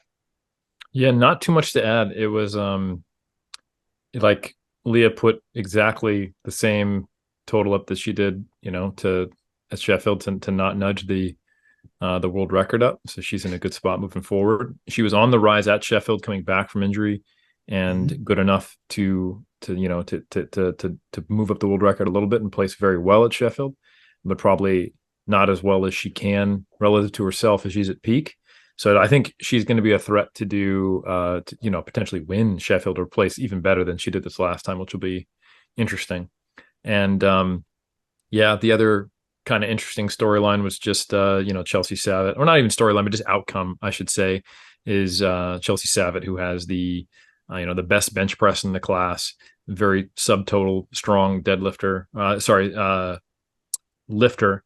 And then, Clara Peru, excuse me, pulling a junior world record deadlift to equal her and win on body weight. And that's exactly just to Matt's point, kind of the way the game is played when you're a subtotal lifter versus a lifter with a deadlift weapon. So those are the couple things I was going to touch on, but I think it'll just be really interesting to see where things go moving forward. And the last thing I would say, to your point about France, Leah weighed in at like 65 something, That's right. But I don't think it's as clear cut as, she could just go 63, as Leah has struggled to make weight in the past. So it may be the best decision for her to be a 69. And maybe she fills that out, or maybe she doesn't. I mean, weight class is not just a completely objective number. It impacts how we feel in our bodies and live in the world. So it is, there may be some tough decisions that the French team has to make, or they may just go, hey, ain't nothing wrong with 21 points coming from one class, if everyone's doing well moving forward. There are worse things to happen than getting first and second kind of on lock, if it just ends up being the best decision for both lifters to stay at 69. So yeah, I don't know where that's going to go in the future, but it is very interesting. And it is a funny thing when you have two people who are so ahead in their weight class, like a Carol Legara and Alia Bavois, that they start looking over the aisle at the other weight class that either one of them could probably get to and historically has been in, right? So just interesting to see where that goes in the future. Yeah, 100%. Hopefully they clash at Sheffield in the same weight class. Might as well. And then moving forward, maybe, because we're talking Leah going down because her body weight is hovering around what she would do to cut to 63. But maybe Gara's like, well, you know what? I'll meet you in 69, and maybe we're just both light 69 kilo lifters, and we just don't have to go through with a weight cut. If they just have like a gentlewoman's agreement, look, neither one of us are going to fill out 69 by then, but neither one of us have to. Let's just come in both 65 and change, and let's rumble. And neither one of us have to go through this weight cut stuff. I'm going to feel better. You're going to feel better. Let's, who knows? Who knows? It's wide open. All I know is we need to see them head to head in the same weight class at least once more. And Sheffield sounds like an amazing opportunity for that. So, anyways, let's move into the 76s. Eric, what happened there? Anybody compete in there, kind sir? I was in the mix for this one. I was there You were in the handling mix. with personal coach for Jess on the day, with head coach Garrett Bentley and assistant coach Ryan Stint. Awesome guys. Very, very good game day coaches and just very great guys. They made me feel incredibly welcome on the Canadian team. And what Matt was talking about earlier about math, we triple checked when we were getting into the numbers for what needed to happen, and it was a pretty complex decision for us on the ground because we were in a position we were either going to be pulling for gold or pulling for silver, and just really trying to be honest with what we had. And although there's only a 3 kilo difference, we were just pretty sure, and so was Jess, that another 3 kilos just wasn't there. So you haven't given your full preview of this class, Ryan. Do you want me just to get into it, or you want to lay some groundwork? Let me lay down a little All right. groundwork, and then All we right. can. So first planted off, seeds. There you go. you're planting seeds. Yeah. First off, Carlina, holy smoke, showed up. The World Championships, like we said, this is the place where you win titles, not necessarily going for PRs. Matt talks about that all the time. You can get a PR anytime, but to be a world champion is one day of the year. And Carlina showing up, going 9 for 9, really erasing any kind of talk about is her lifts at the margin, is her lifts at the world standard. And that's kind of the talk. It's not necessarily Carlina, but anybody coming over, you'll hear that. And it's for good reason. Look how hard it is to get lifts passed at the IPF Worlds. Carlina at her first IPF World Championship going 9 for 9, breaking a world record in squat and finishing off with a 593. This is a huge performance for her. And even though it's not as big a total as her 600, and she's forever going to have being the first 76 to cross the 600 kilo, this is far more important at the World Championships with people like Agata on there applying pressure, people like Jess applying pressure. This was an impressive performance to me. And more impressive, even though she had won the battle of the 76s at Sheffield, this time she went 9 for 9 doing it. So it shows the strength, but also a maturity, like Matt had talked about, recognizing and being able to call attempts, recognizing RPE you're at by the time you're on your first, your second, etc. Even if you ended up with the same total, but you missed all your thirds, or you end up in the same total, but you go 9 for 9, that shows maturity and development as an athlete. And then doing so, going 9 for 9 as well under IPF standards. So Carlina clinching the title. Agata Shitko, holy smokes! Look at Agata was 2.5 kilos behind Carlina, and to an extent, she's been somewhat like she doesn't post nearly as much. Obviously, in Sheffield, she wasn't in 100%, and you didn't know what to expect from Agata. Agata made a push. And of all the ladies that I just mentioned, the big three, so to speak, for instance, Carlina is born in 1992. Agatha's born in 2002. She's 10 years younger. Agata is the future, and she's not very many kilos off. So hats off to Agata, and that's a scary thought, how much she can grow. She's still a junior now. Agata's, it's now obviously other people can emerge. We're not going to start throwing future world titles at her already. People come out just like Agata came out, but Agata putting on a great performance herself, going 3 for 3 in the squats, missing her last bench press. But what I do like is Team Poland now recognizing chips and collecting chips for Agata, which is nice. And I'm going to tell you, I'm probably not the only person, but pulling Agata aside at points and be like, you guys got to go for chips, huh? You're going for chips next time. No, the that can make all the difference at the end of the day if you're like half a kilo behind in body weight or whatever the body weight may be. And Agata breaking a junior world record total, deadlifting 240 and having a phenomenal day. And then Jess, we'll get into more with Jess with Eric. but Jess going 3 for 3 with squats, having a good squat day, 3 for 3 with bench, having a good bench day, and looking like she's got maybe some kilos to spare. But bench is a tough one because 2.5 kilo jump when you're at around 107.5, you can have more in the tank, but not 5 pounds more. You have 4 pounds more. And that's when it gets tempting and you're in a tight battle. So it's very difficult. So bench progress is being made nonetheless, but you got to make a little more than you might suspect to put it on the platform, or just to roll the dice and throw it on the platform like that. Hit her opening deadlift with 240, missed 242.5 and loaded 52. up 252.5, loaded up 263, pulling for the silver medal.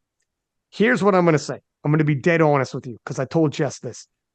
I would have liked if you guys put on 3 more kilos and pulled for the gold. She didn't have it. Jessica Bittner is a champion who goes out on her shield and pulls for gold. Make her pull for gold next time, love. 3 kilos, you load it up. She missed it anyways.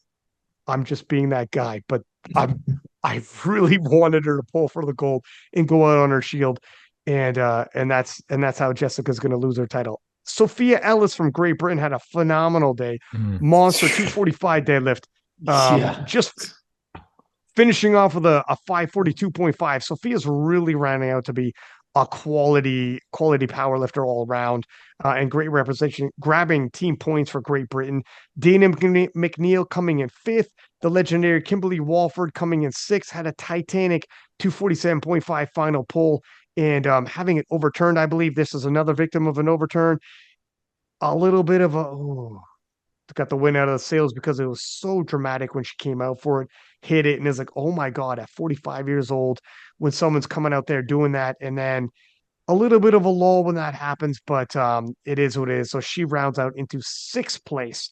And who would like to throw it back to Eric then? Might as well. Yeah, go for it, Eric, and then I'll finish up after you. Yeah, this was obviously this will be a in person and biased, but also very insider view coverage of the 76. So this was an interesting thing for me because I was battling my own team. So I am part of Team New Zealand, but I am Jessica Bittner's personal coach. So one thing I have to say, and we'll get to this when we get to the team selection, but just to kind of touch on it a little bit, we have some excellent coaches on Team New Zealand. Jason Clark is one of the best platform coaches I've ever met. I think he is better than me. He has more experience. He is very pragmatic. He is very calm. He doesn't let his emotions get ahead of him. And he is a very good communicator with his lifters. And he's also a very good communicator with the fellow coaches. He's not Carlene's personal coach. Hats off to Dom Basabas. He creates an incredible environment that attracts a lot of really good lifters.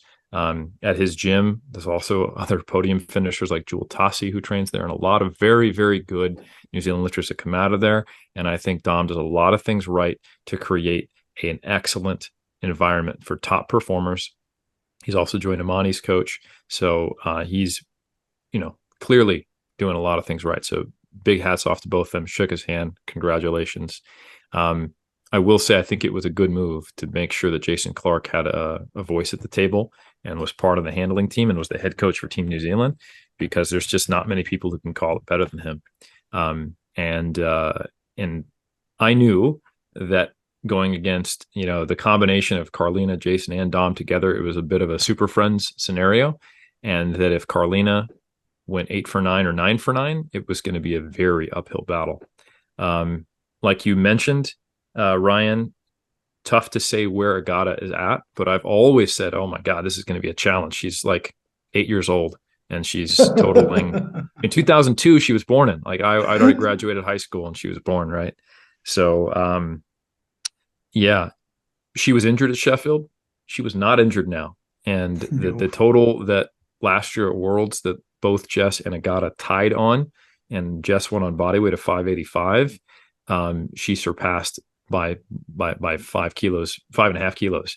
So Agata really showed up, and this is such an interesting battle where Jess has the highest deadlift in this weight class.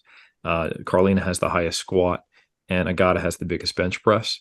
And the big question, a couple of big questions, one of them for Agata was, could she really fully weaponize her bench? And as we saw at the Sheffield, she just got one and was only able to do, I think, 146, which was her opener, and elbow calls were the issue, and she had to adjust on game day to register a total and not bomb out. The adjustments were made, and she did get her opener bench press. The 153 that was a world record that she got on her second attempt. I'm repeating what Agata said to me after. This is not necessarily just my opinion. This is also Agata's. She said, I shouldn't have got that. I'm surprised it didn't get taken from me. I jumped the press command. And we had fully intended to challenge it. We were going to go to challenge, but Jason had already done it. It deliberated for a long time, and it stood. So I thought it was a 3 white light lift, Eric. That's the thing that blew my mind, because to your point, it was obvious that she jumped the command. I mean, there was a sigh from the crowd, and I thought, and I could be wrong. I thought that it was 3 whites, and I was like flabbergasted. But you're telling me that he did protest. I could have sworn it was a 3 white lift, and I was just shocked because she jumped. It might have been the 150. I can't. Well, there was 156 afterwards. It wasn't good. I honestly can't remember. Okay. But there was a discussion with the table. Even we might have tried to challenge it. We couldn't have anyway. But yeah. There was that was very odd. So that was something that factored into our decisions of what we're going to be going for. It forced us to pull a bigger number ultimately, right, Ryan? So the decision making. So first, let me just say that Carlina played it conservative, went 9 for 9, and just probably what wasn't touchable, and that's kind of what we realized. I had a good chat with Jason Tremblay on our walk, Ryan. I was behind you when we were going on that walk, and I was talking about, hindsight basically. And he kind of stopped me and said, look, man, you're coaching in retrospect. Like, you made the right calls as far as what you should have done on subtotal. And, sure, she might have had more kilos in her, but you can't risk that when you're in a position when you have a deadlift as a weapon. So our mindset was we have to go 6 for 6 or there is no chance for Jess. And Jess, myself, Ryan, and Garrett were like, yep, 107, that's the number. Jess was like, give me 110. And we were like, hey, I told her there's a 75% chance you get 110, but that 25% chance could put us behind to the point where we're really, out of luck. Being 2.5 kilos behind is worse, or it's better than being 5 kilos behind. So we were conservative and on the bench press. And I know Jess feel like she had more, and she probably did. And in hindsight, I'm like, oh man, if we'd gone 222 and 110, then we could have, had 5 less that we needed to pull on the deadlift. But again, Jason cut me off. He's like, look, dude, you're coaching from retrospect there. I was very frustrated with the overturn or the not getting the 252. I couldn't see the up down, so I thought it must have been ramping. And then when we went to the jury table, apparently it was up down, and I just didn't see that. And again, just this kind of speaks to the inconsistency of judging. But ultimately, it wasn't a perfectly flawless deadlift, and if that is the standard, we'll adjust. And I'm not going to sit here and complain about judging. It is just challenging to adjust when it's unclear exactly to what the standard is. But you know what? You just when I do debrief with Jess, we're going to talk about things to make the deadlift even crisper. But in the end, she still would have had to have pulled the same number to move into silver, or a higher number to move into gold. Perhaps if we had gotten 252, different decisions would have been made by the people in front of us, and it could have shook out differently. But ultimately, the reason why Jess was not on the podium for the deadlift was because we didn't retake the missed 252, because it wouldn't have got us anywhere. It would have kept us in third. And we thought there was a shot at silver, and we would have had to pull 263 no matter what. So in another world, it would have been the exact same outcome, except Jess's total would have looked a little better at 580, and she would have been pretty happy with a gold medal in the deadlift. But still, coming out on bronze. So that's the reason why we made the call we made. And yeah, Ryan, I'm sure another 3 kilos would have been cool to see her pulling for it. It would have been exciting, but ultimately, there is a point, like sometimes we say, like, what's the difference between 2.5? There is a point where it tips over to what you just don't think is possible. And on that day, all 4 of us, I would say, were on the same page that the thing that we could do was potentially get that 263. Unfortunately wasn't there. But yeah, when Agata and Carlina are on, man, some strong women. Wait until you see Jess on. we still got some more battles. I mean, it was all. So there's more to say in that class. I'm sorry, but so yeah, there was Sophia Ellis crushed it. That was a 5 kilo PB on her total, and she just had a fantastic 9 for 9 performance. She killed it.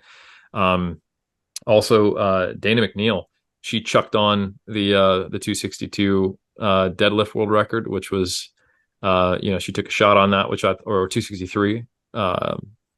No, it's 262. Excuse me. We went 263 because we needed that. Right. But yeah, she went for 262. There was so much shuffling around on those third poles because that's what happens on deadlift when it's close.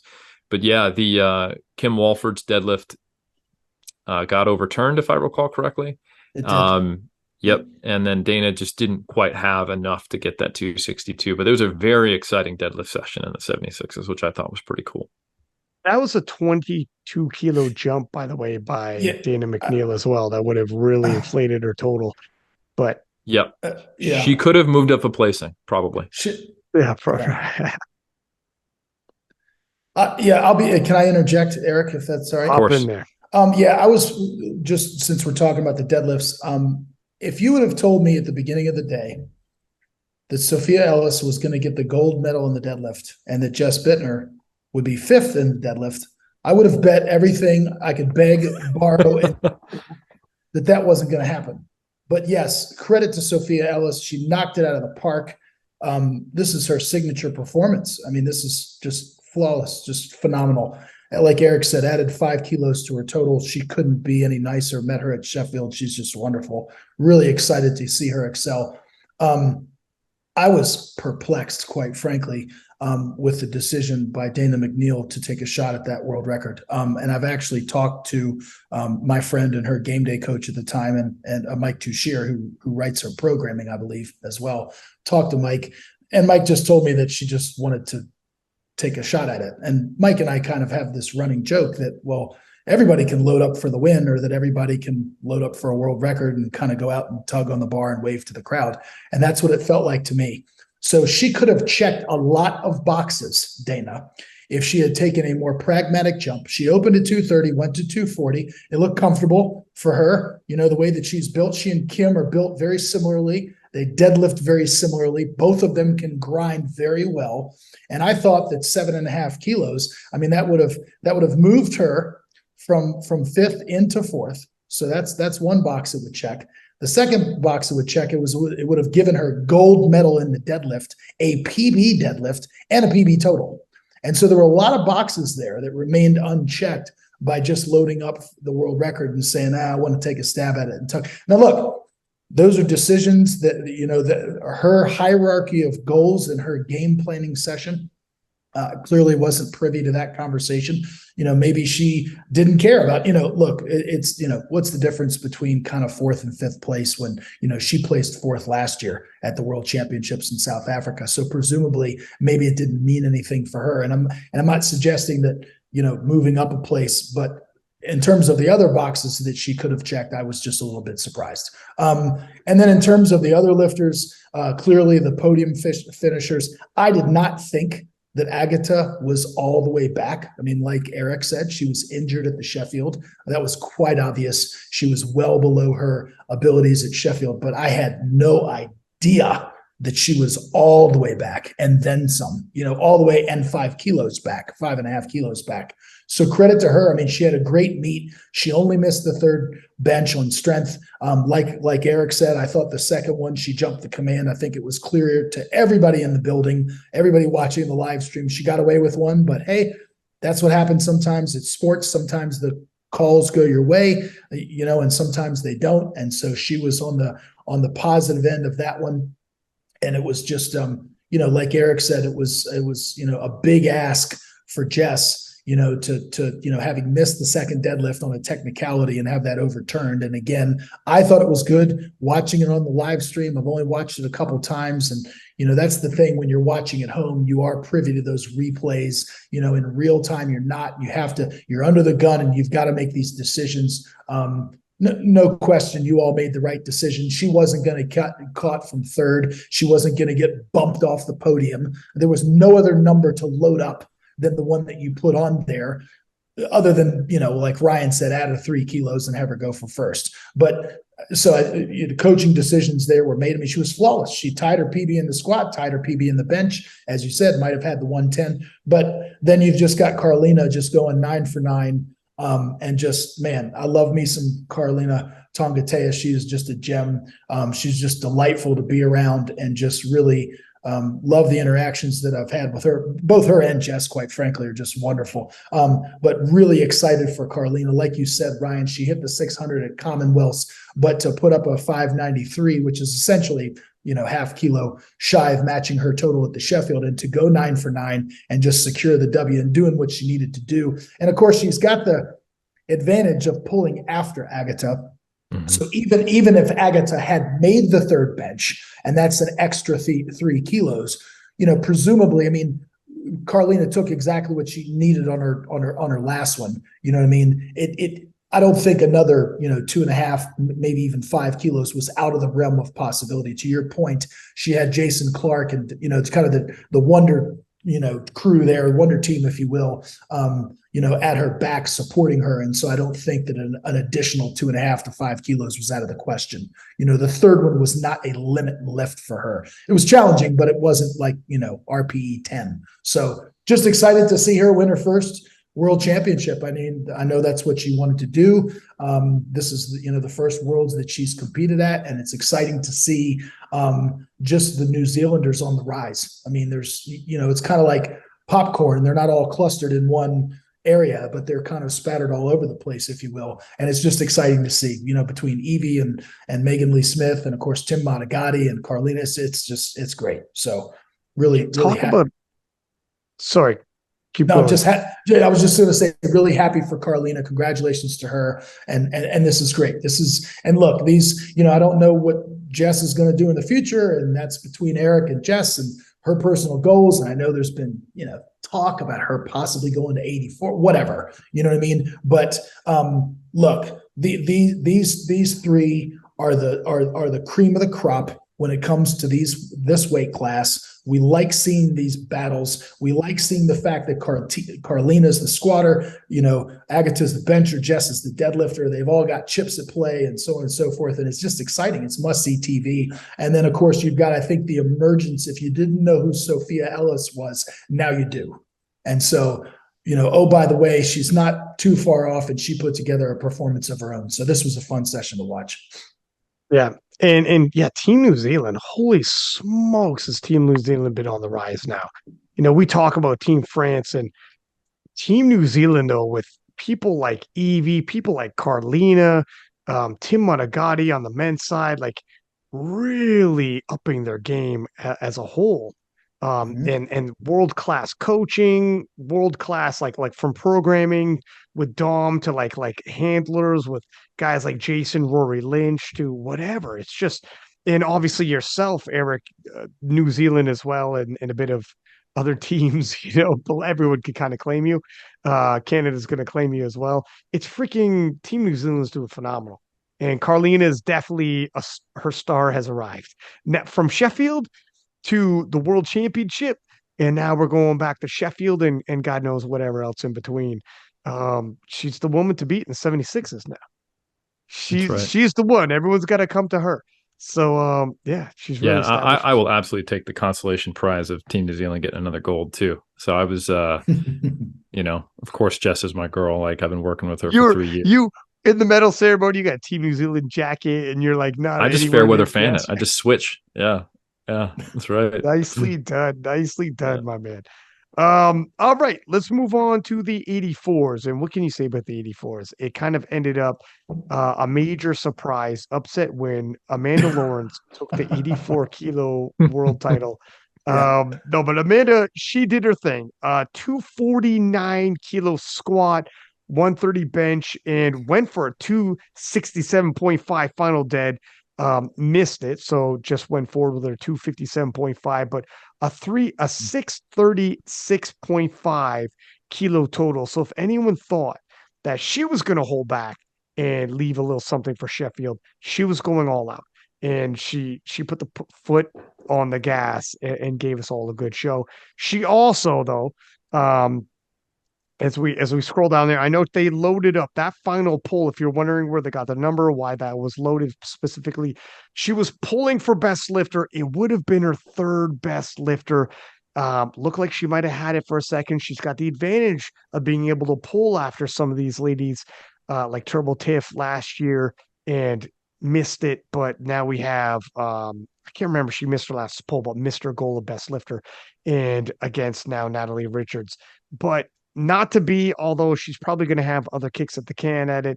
And if we look at the rest of the field, Kristen Thorholz-Daltier, which actually she's coached by Amanda Lawrence, coming in with the silver medal, and Britain with the 1-2 punch, where Ziana taking the bronze medal, and Nuga coming in at fourth position. And also a shout out to Alison O'Reilly from Ireland. Amanda doesn't get many firefights in the 84s, but O'Reilly pushed her on the bench press, and On the bench. for a second there, it looked like Amanda was going to be settling for anything less than gold on the bench press. It's like, wow, we got ourselves a bit of a fight here, but not to be. O'Reilly missed, Amanda Lawrence hit, and Amanda collected that gold medal. Who wants, Matt? Do you want to go first this time, sir? Sure. I think this class played out exactly as we all had it. Clearly, Amanda Lawrence is the queen of the 84s. I mean, it doesn't take a rocket scientist to figure that out. She set a world record in the squat with 249, looked comfortable, looked good. Went 3 for 3 in the bench, which was nice to see. So just under an all-time PB in the bench. And then, of course, like you said, Ryan, went full send on the deadlift there to try to claim the best lifter. Had she made that 267.5, she would have then overtaken. That would have given her enough good lift points to overtake Natalie Richards. But so as it stands, Natalie Richards got best lifter. So it's, look, Amanda Lawrence has that competitive mindset where, she's not going to hold back. She is going to go hard, as they say. And so she did. She went hard. She put up a great total. She's going back to Sheffield. The lifter that she coaches came in second, which is exactly where we thought she'd place. She didn't, quite have the day that she wanted, only able to register one squat. So that's kind of why her total dipped. She totaled 565 at the Reykjavik International Games, but had a PB, was sporting a PB total of 590. So obviously was a bit off the mark in terms of that. But I think, what was kind of exciting was watching, the British ladies there kind of scrap it out for third. And so, they did battle at their British nationals, right before Sheffield at the British Open Championships. And they locked horns again. And, it turned out the same way that it did at the British, but it's just, with Azariah there having the bigger deadlift, that's naturally going to give her the advantage. But both of these ladies went 9 for 9, and and hit some PBs in the process, and lifted really, really well. So that was kind of exciting to see. And as you said, Alison O'Reilly kind of pushing Amanda in the bench kind of added a little spice and flavor to the bench. But I think this played according to script and was exactly what we anticipated. What do you think there, Eric? Yeah, not a whole lot to add. Shout out to Amanda for going for best lifter and seeing that as the primary goal. I don't actually think anyone intended, with the way the Sheffield was organized, for it to create scenarios where lifters wouldn't try to build on their total when they're in a position to do so, when they'd already secured the gold. The whole handshake after loading the world record deadlift thing is probably, it's honestly, it's kind of a badass move, but at the same time, I don't necessarily think that was the intention. So it'll be interesting to see where that goes in the future. And yeah, I just like to see Amanda like, hey, I'm here to get best lifter, and that's the athlete mentality. When you're so far ahead in your weight classes, you see what's the next hurdle that I can go for. And I respect that tremendously. Yeah. And then a big shout out to Allie. She's someone I had the opportunity of interviewing while we were in Ireland after we were at the Sheffield. She's a member of the oldest standing gym, continuously open, Hercules in Dublin, and probably all of Europe based upon historical records. So she gave us the time of day to be interviewed about that. So that was pretty cool. And I talked to her about it, and she was like, just a little oopsie misgroove. And I think she wasn't able to get that last one, but I suspect she will potentially get a gold medal in the bench press moving forward. So just, shout out to her as well. And those are the only commentary I had for that weight class, because this was by far the most dominant win on the women's side. Okay, well, I think we're going to have a lot of commentary on this next one. Oh boy. We've got come from behind wins. We've got controversy. We've got hype showdown. We got an underdog win. And for the first time in a long time, we got a new world champion. Mm-hmm. The 84 plus women's division, Eurosport chose this session to air. And good call. My God, did they choose the right one? And I can only tell you, they were so happy with the product they put on live. A lot of these other sessions, it's on Eurosport, but it's more the highlights, so they won't show everything, etc. It'll be a more condensed version, but still millions of people are going to watch it. This one was played in its entirety, the 84 plus and the men's 120 plus. And the 84 plus women completely stole the show. And you could maybe say that, period, this is arguable if they are the best to watch, period, over all the different weight classes. That's going to be a preference towards certain lifters as well, obviously, and their background stories. But let's dive in. Just looking at the squat event. First off, these women, the hype between Sonita and Bonica defending, and Sonita had a big swell of support coming from Europe. The Europeans sense there's something going on here. She's also coached by Joey Flex, who's not exactly shy on social media. So in terms of hype around Sonita, the Europeans rallied around her because, okay, woof, looks like we got one. And then Joey Flex rallied around her and the entire Flex fam. And that type of, when you have that going on, people are going to start taking notice.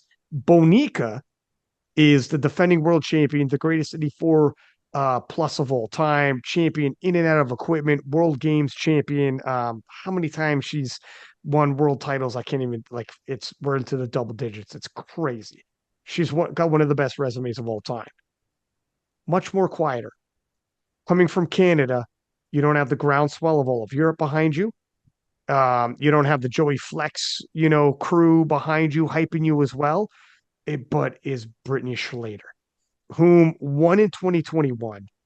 But this is one of those years that people be like, well, this person wasn't there, that person wasn't there. There's always something to be said, right? And the total was lower than what previously had won, etc. And that's where the special, I don't want to say redemption, but almost like Penna, what Penna did when he won in 2021, and for him, when him coming back winning in 2023, it was almost like that, where she's nominated third, Penna's nominated fourth, and there's some hype around some other individuals, and she really took this as a proving ground. So if we look at the squat event, first Brittany breaks the world record. So she opens up at 255, jumps to 270, 15-kilo jump. Nothing too crazy when it comes to this kind of weightage, because she was pacing herself well. Took the world record. First, Bonica broke it on her second attempt. No. Wait a second. Oh, yeah, okay, she wait. did. Let's all back it up. She did. Okay. Sorry. Okay. Okay. So Bonica takes it on her second attempt with 280.5. And that's right. And for that to be going down, and I remember now live saying we're into the world record already on second attempts. So there's the first world record. Then Brittany at 281. Then Sonita takes it at 285.5 in her third, and then Bonica takes it for a huge ride to 289. So that's 4 world record attempts, and 4 times the world record was actually broken, and we hadn't left the squat event yet. So in terms of how special is this session, we already knew we were dealing with special. Another thing, it was a glimpse that Brittany, who was right up there with them, tossing around that world record. If you were looking past her previously, now you're like, holy smokes, Brittany is leveled up. And she's right up in the mix there. And that pacing with Brittany would not slow. Now, people were cued. You're not going to anticipate exactly how this ends, obviously, but you were cued that all 3 of these lifters are in the mix.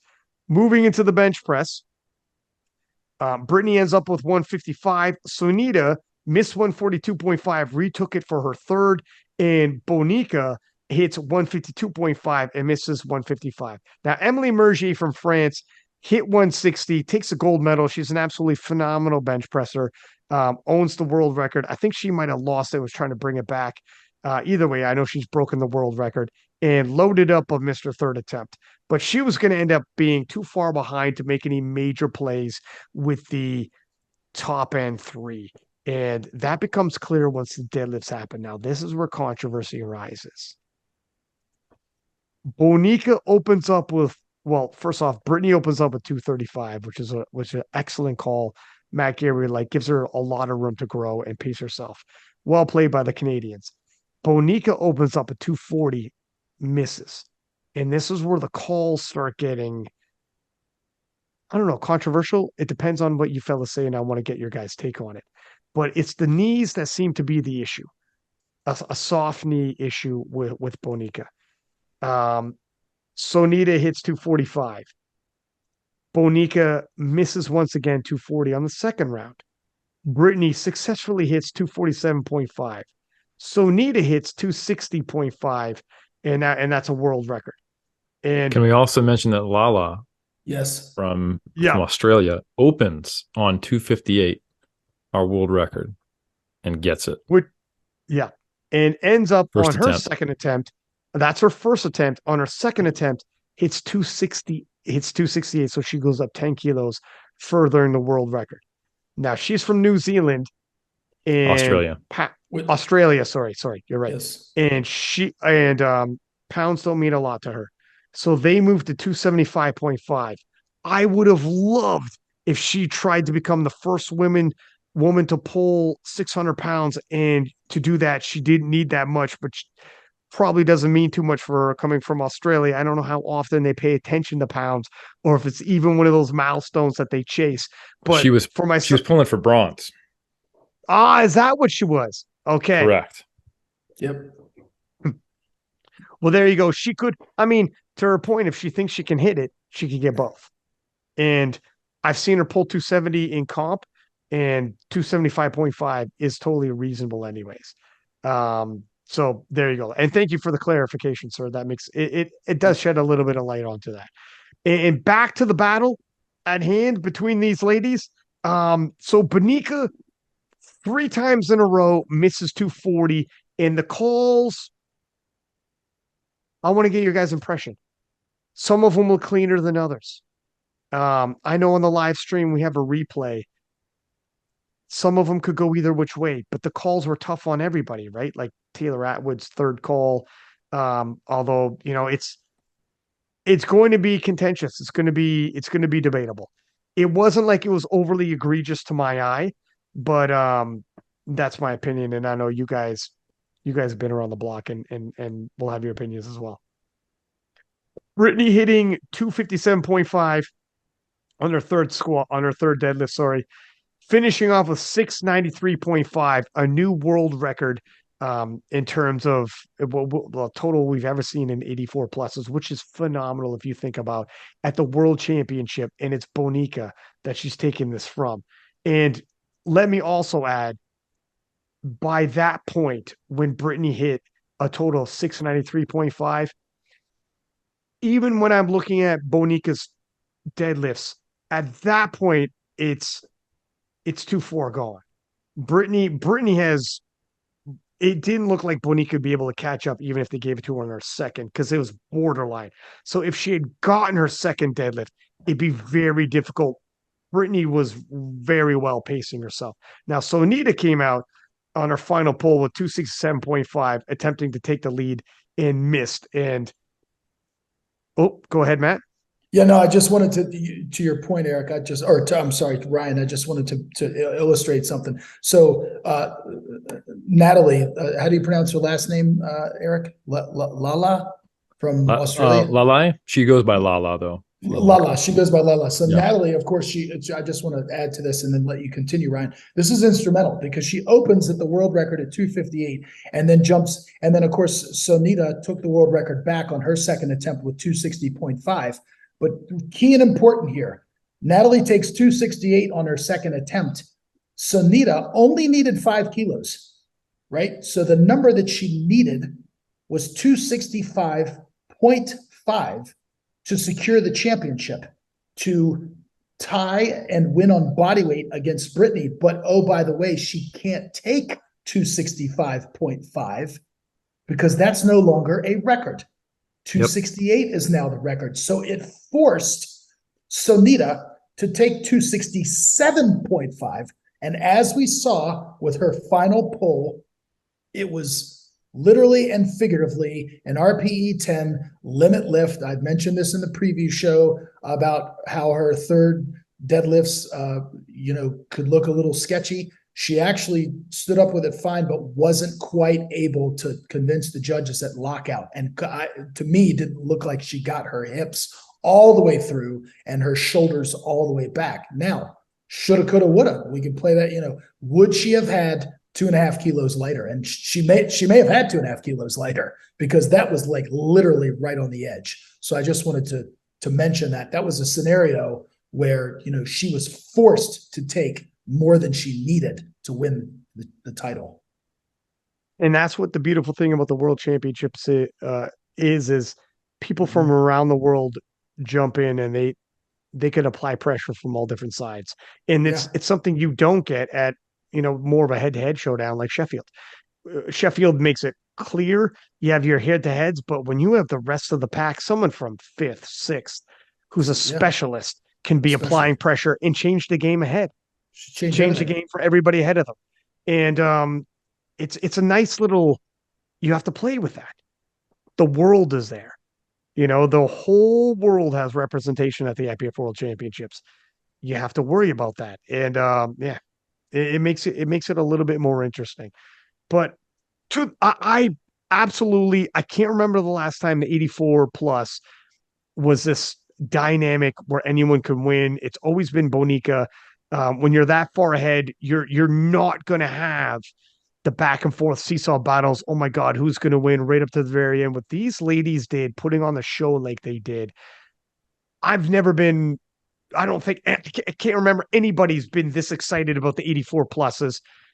But and there's controversy as well. And let's see them all run it back. Let's see them all run it back. Where they're going to run it back, I don't know. We know Brittany's qualified to go to Sheffield.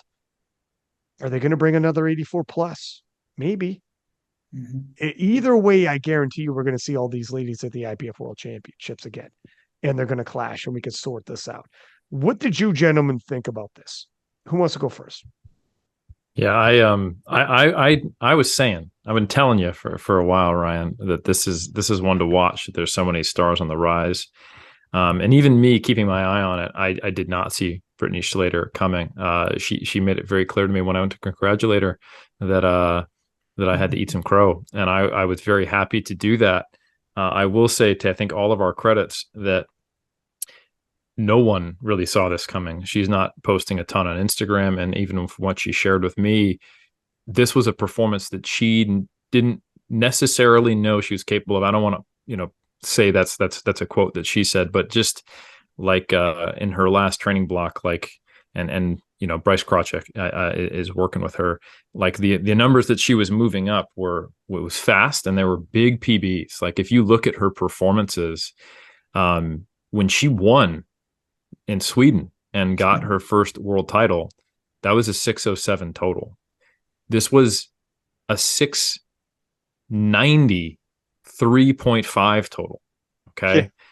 So that's just an incredible difference. When I saw her compete in Commonwealth and she took a shot on 262, which was, kind of a Hail Mary pull, and she had already locked up the 84 plus title. And for Commonwealth, her second attempt was 232.5 because she missed her opener. So she jumped 29.5 kilos to go from her, the one deadlift she had to her final, and was 6 for 6 on the subtotal. And she ended up, on a 7 for 9 day missing, a Hail Mary pull. But I will say I think she probably could have gotten 250 or something like that, So probably around a 650-ish total capable at Commonwealth. And then CPU National, she totaled 662. So massive improvements. But then to think, and I've got another 30 that I can add for Worlds. I don't think I don't know that anyone could have seen that coming, unless apparently you were, Bryce Krawczyk, who was like, yeah, we got this. And huge credit to her. Fantastic performance. Incredible. And you were saying, hey, I don't know how many world titles that Bonica has. In Raw, 7 open titles from 2014 to 2022.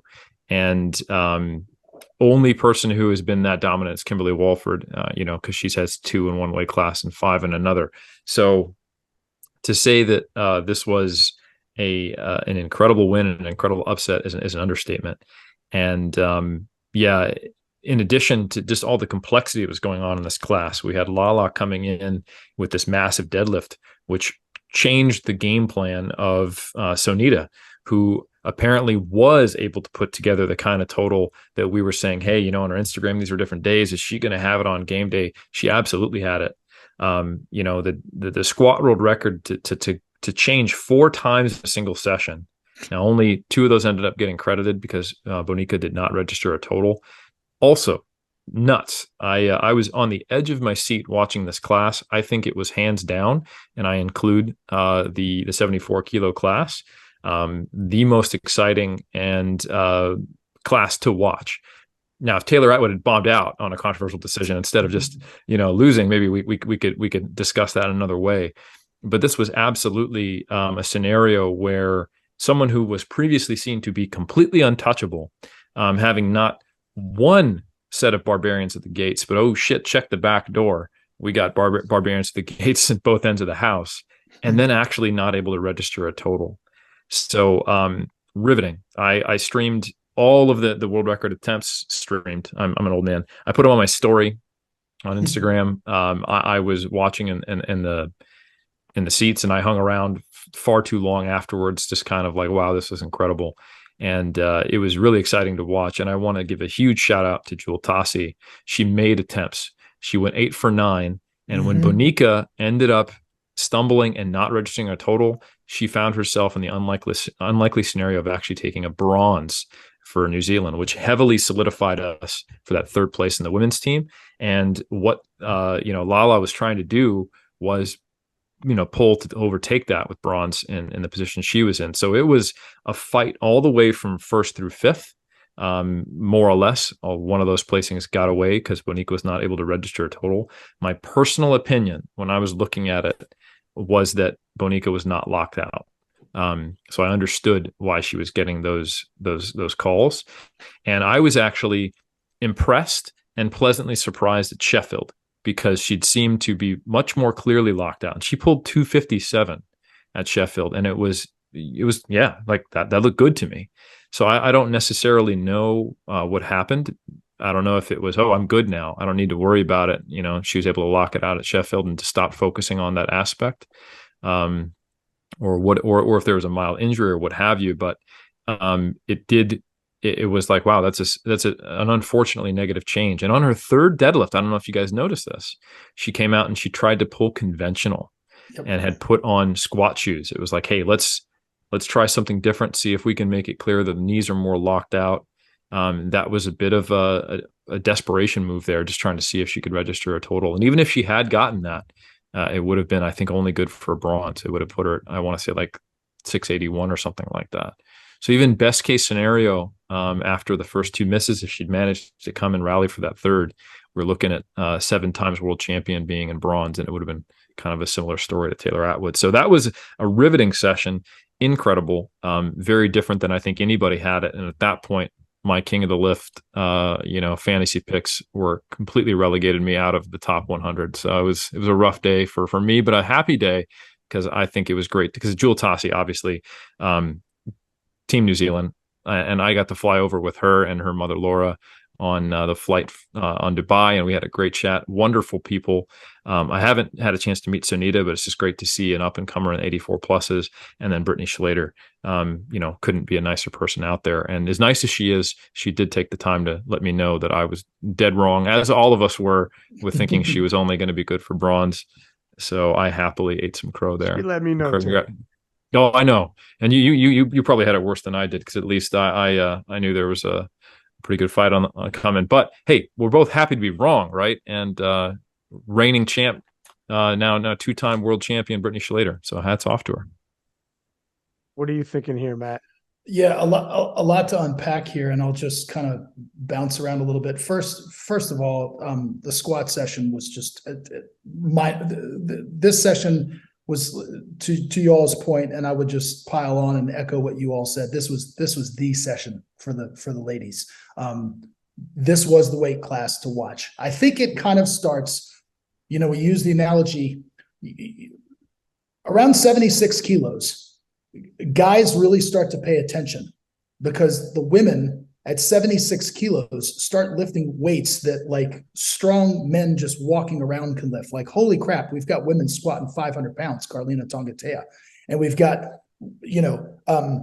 women like Agatha benching over 300. And then, oh, by the way, Jess Bittner and all these girls are pulling in the mid to high fives. It's insane. And that's when people really start to take notice. And then it happens again in the 84s with Amanda Lawrence. And now you get to the 84 pluses and you're like, holy crap, these women are lifting more than most men, average men, or even a strong guy can lift. So this squat session was just off the charts. It was mind blowing.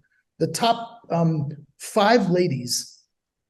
Yeah, the top 6 women plus Bonica, who obviously bombed and wasn't able to register a total, but the top 6 plus Bonica all went 3 for 3 in the squat. There were no misses.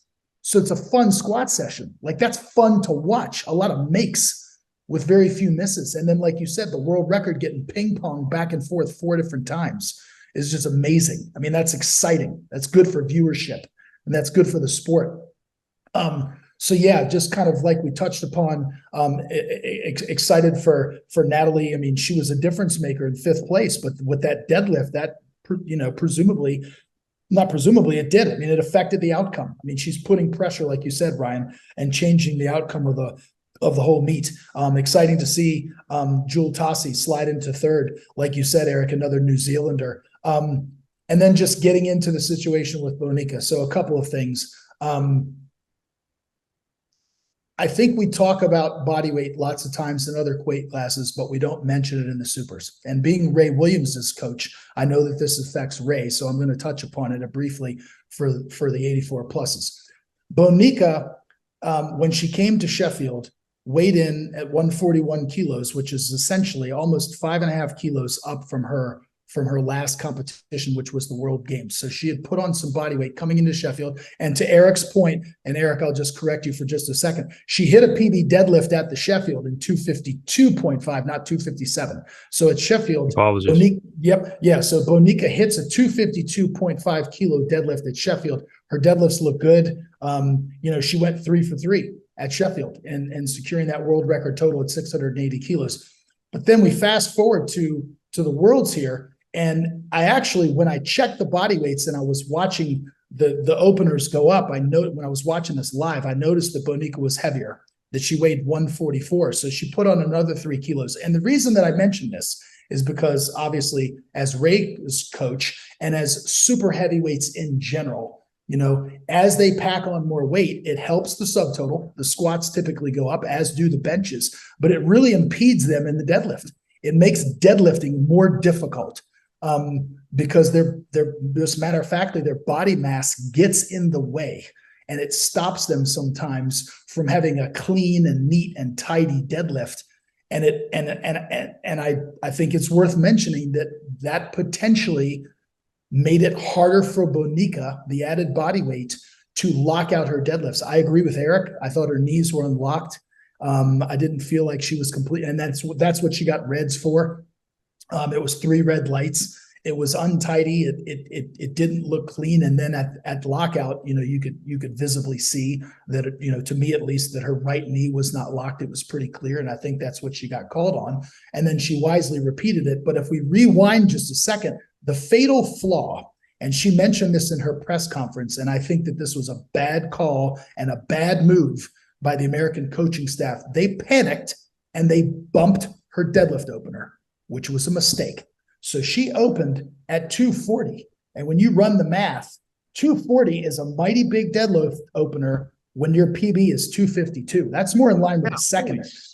That's more in line with a second attempt.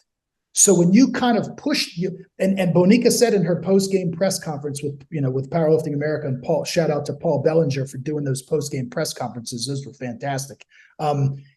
He asked her, and she said, well, we needed more kilos. Well, we had to have more kilos. Well, that's not where you acquire more kilos, is on the opener. And so I'm pretty sure that her opener was set at 235, which even still is probably just a stitch high.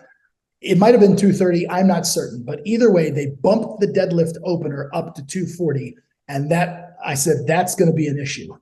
That coupled with the fact that she had brought in some additional body weight, and I had said that's going to be a problem. And then, of course, she misses the opener on lockout. Now, look, I don't know what her training was like. She doesn't post a lot. Maybe she had an on-fire training cycle and was projecting much, much higher. So that I have no idea. She did say that she had hit 280 in the squat for 2 doubles. So that lends credence to the fact of why she went for the world record on her second attempt in the squat, and that was a good decision. I have no clue what her deadlift training was like. So to her credit, if I give her the benefit of the doubt, maybe her deadlift training was showing that she was projecting higher. Nevertheless, 240 is a big opener based on a 252.5 PB.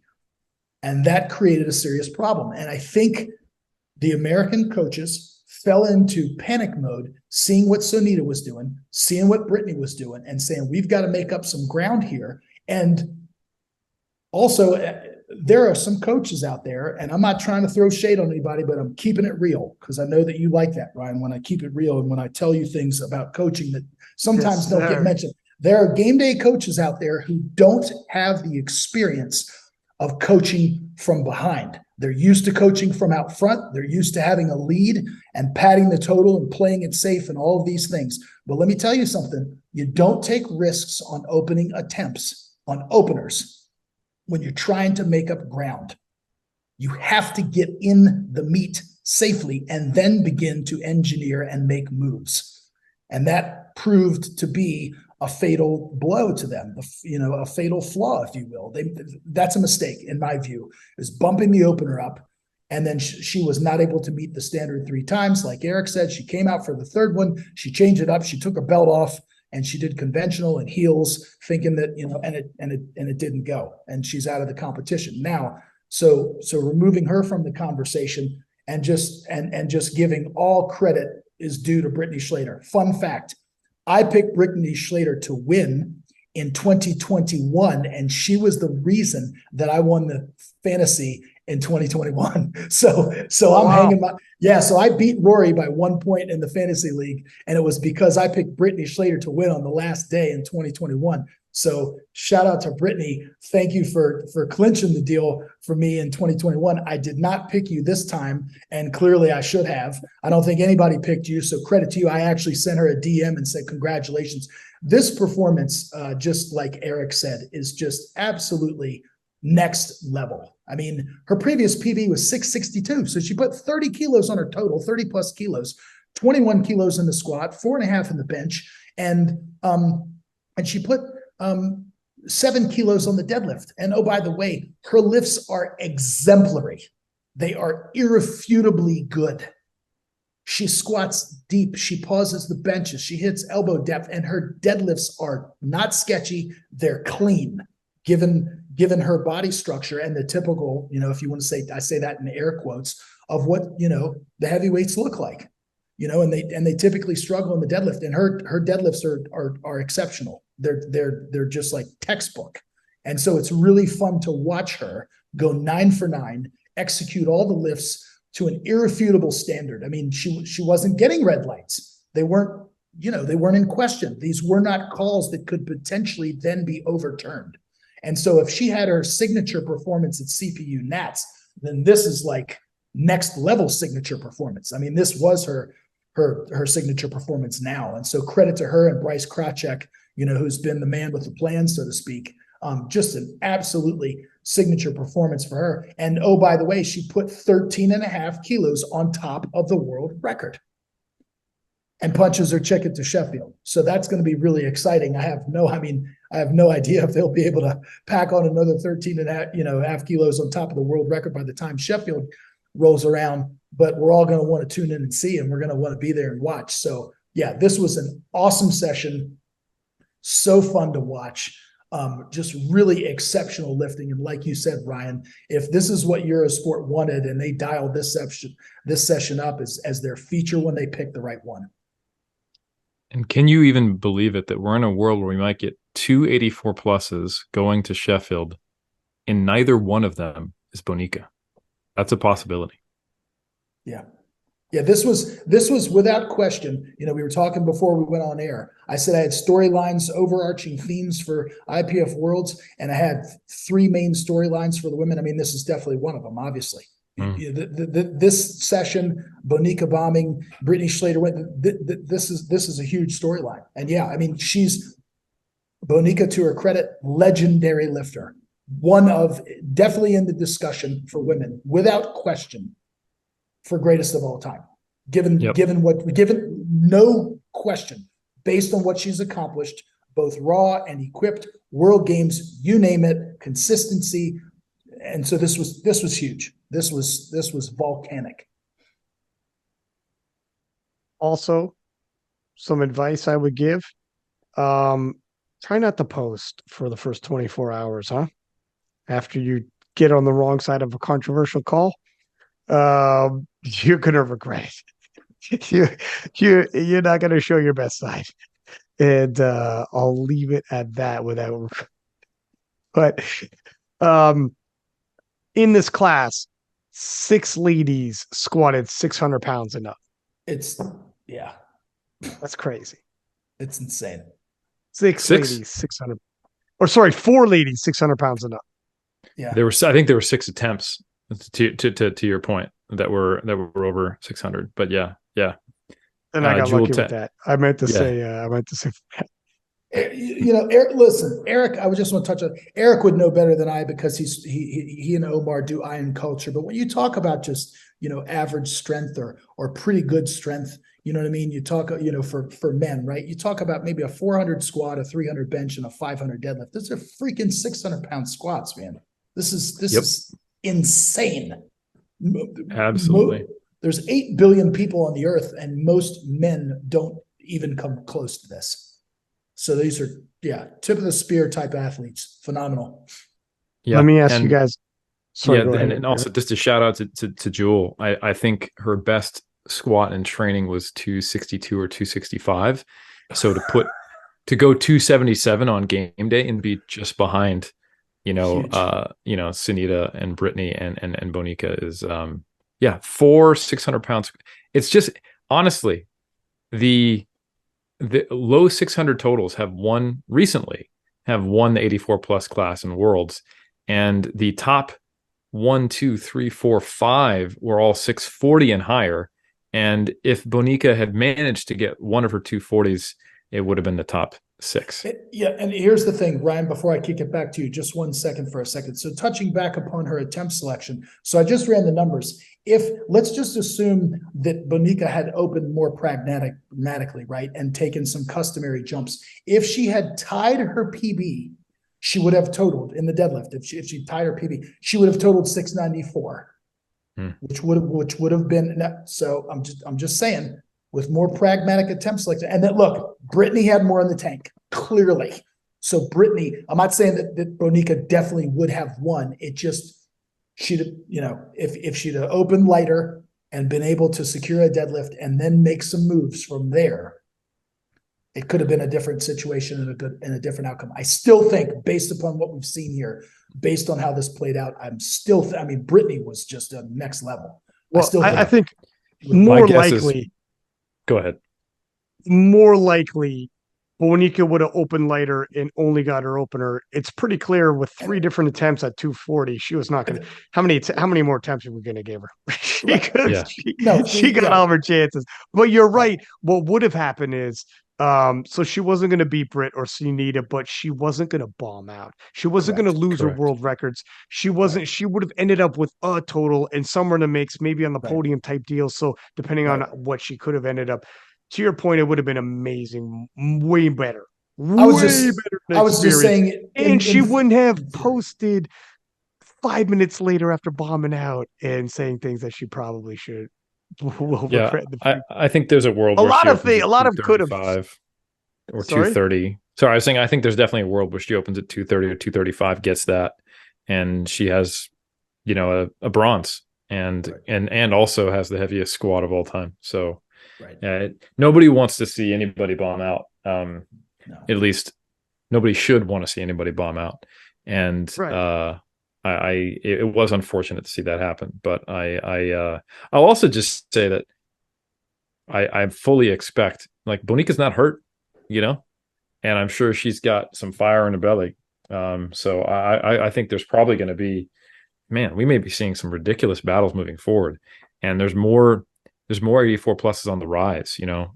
Jewel is pretty young. She's born in 1998. Yeah, she's on the come up. Alexis Jones is coming over, and Alexis Jones totaled over 700 kilos in the USAPL. There you go. USAPL. Let's see what happens over here in the IPF at IPF Worlds. But Alexis Jones is coming, and she's coming through the US.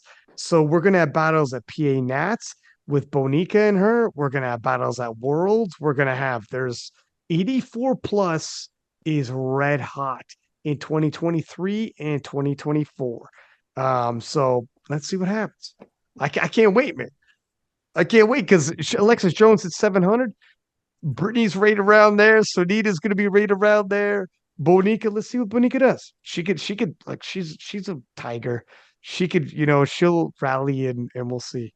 But anyways, all right, gentlemen, and let's do the team points real quick.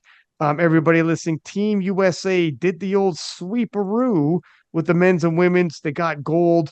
Team France in second, New Zealand third. Congratulations. Team Canada coming in fourth, not too bad. Italy, followed by Great Britain in sixth. Australia, Belgium, Poland, U.S. Virgin Islands round out the top 10. I had a couple questions I'm going to ask. Sorry, go ahead. U.S. barely pulled off. Barely. That team they had to go to tiebreaker. They had to go to good lift points. Yep. Both of them being 50 points each. So France right there, but just couldn't clinch it. And yeah, we'll see what happens next year. We're getting awfully close. I have a couple questions for you fellas if you have a minute. We've been pushing. Breakout star for the women's. Natalie Richards. Natalie Richards, easy slam dunk. 100%. Okay. You could argue possibly Brittany Schlater. She did it on your sport, pulled a massive upset. Here, let me build my case. You're not wrong. You're not wrong.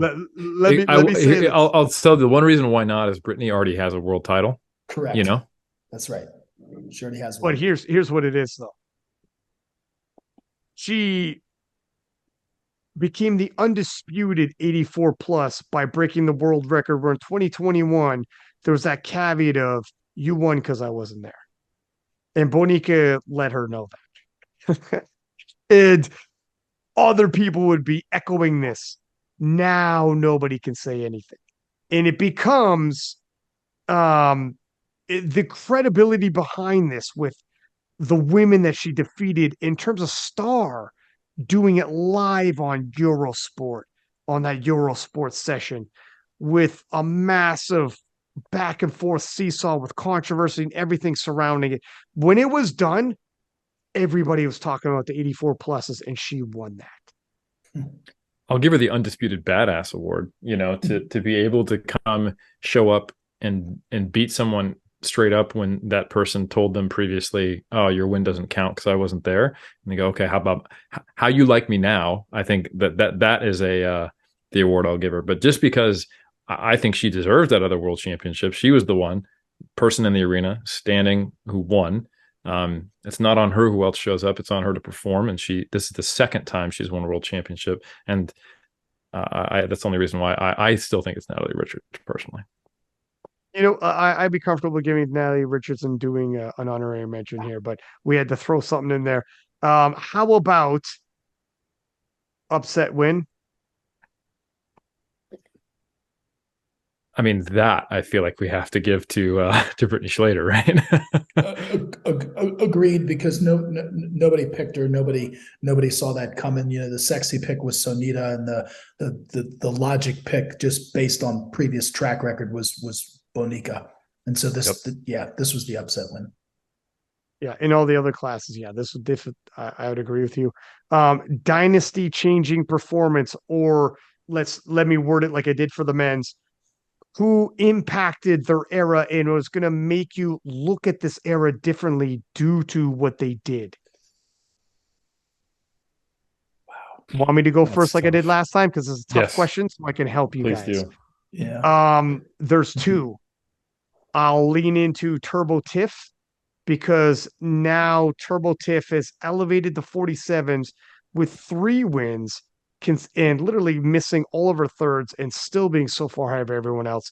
I think now people are going to start saying Turbo Tiff is a GOAT 47 and with multiple world titles and the strongest 47 that ever lived and the biggest gap against a strong 47 class. She doesn't have a gap against a weak 47 class where the talent pool isn't very. No, she's got a huge gap over a strong 47 class.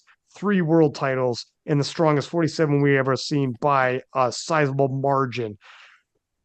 I think Turbo Tiff with this performance is now changing where it's like, okay, the evidence is mounted to a point of when you could start saying, I'm actually comfortable saying GOAT beside you for 47. Mm-hmm. And I could say I'll co-sign that doesn't happen very often. Were you actually going in?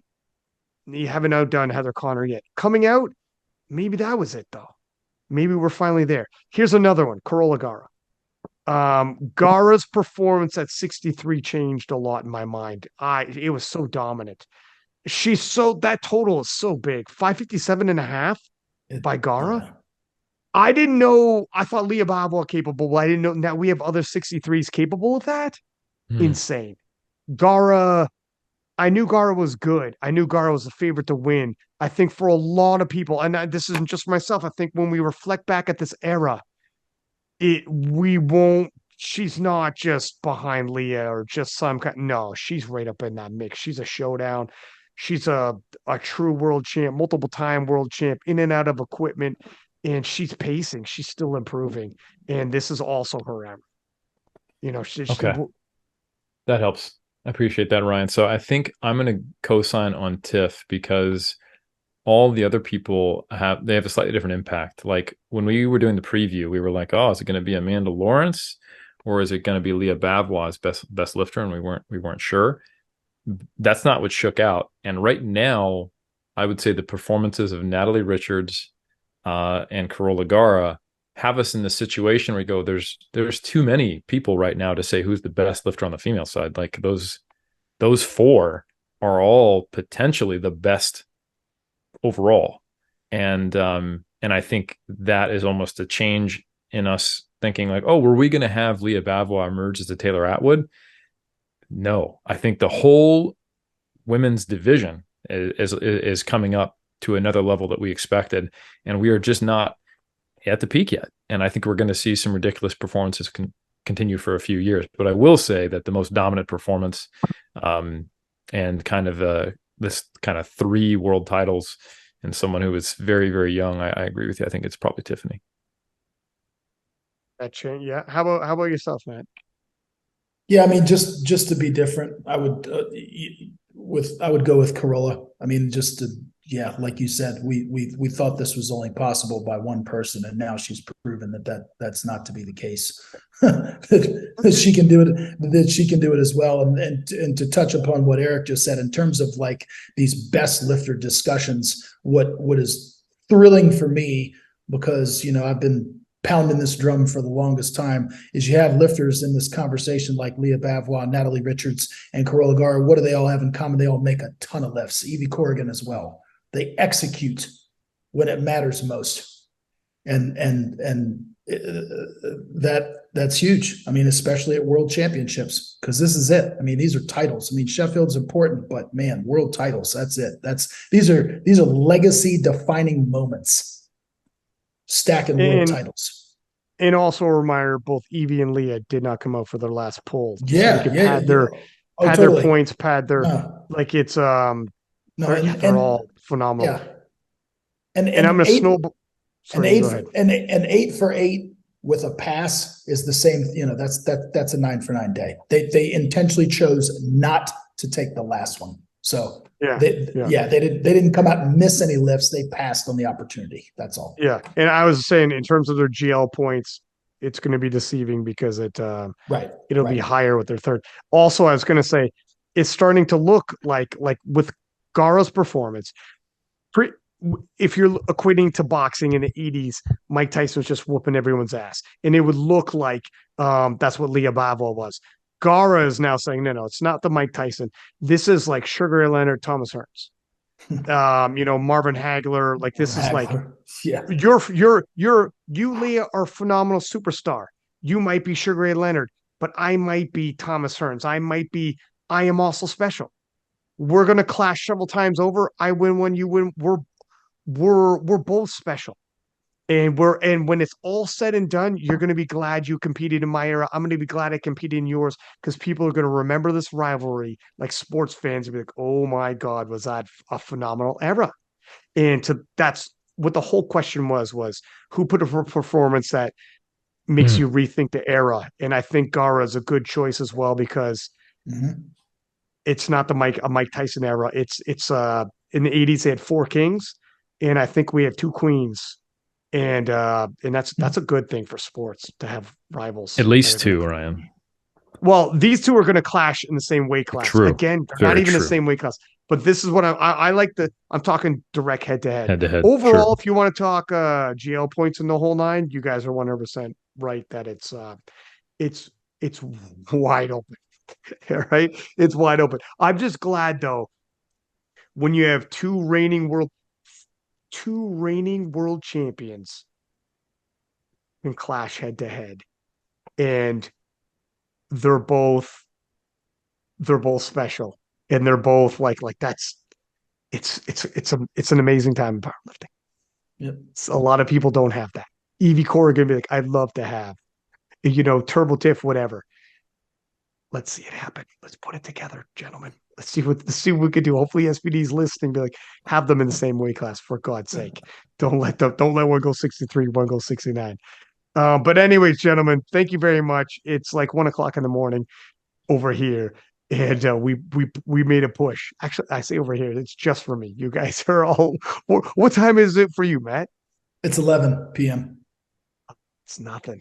Yeah, it's nothing. How about you, Eric? It's 5 p.m. on Friday. You figure that one out. So you're about to start your weekend. Yeah. I'm about to go to sleep, wake up, and work. Yep. Oh God, I think I'm losing this one, fellas. Anyways, thank you very much for doing the podcast, both of them with me, gentlemen. Thank you. You guys did a phenomenal job, and I know you would. And for everybody listening, please do subscribe. Give us high ratings as per usual. Until next time, 6-pack Lapadat, 6 up, and we are out.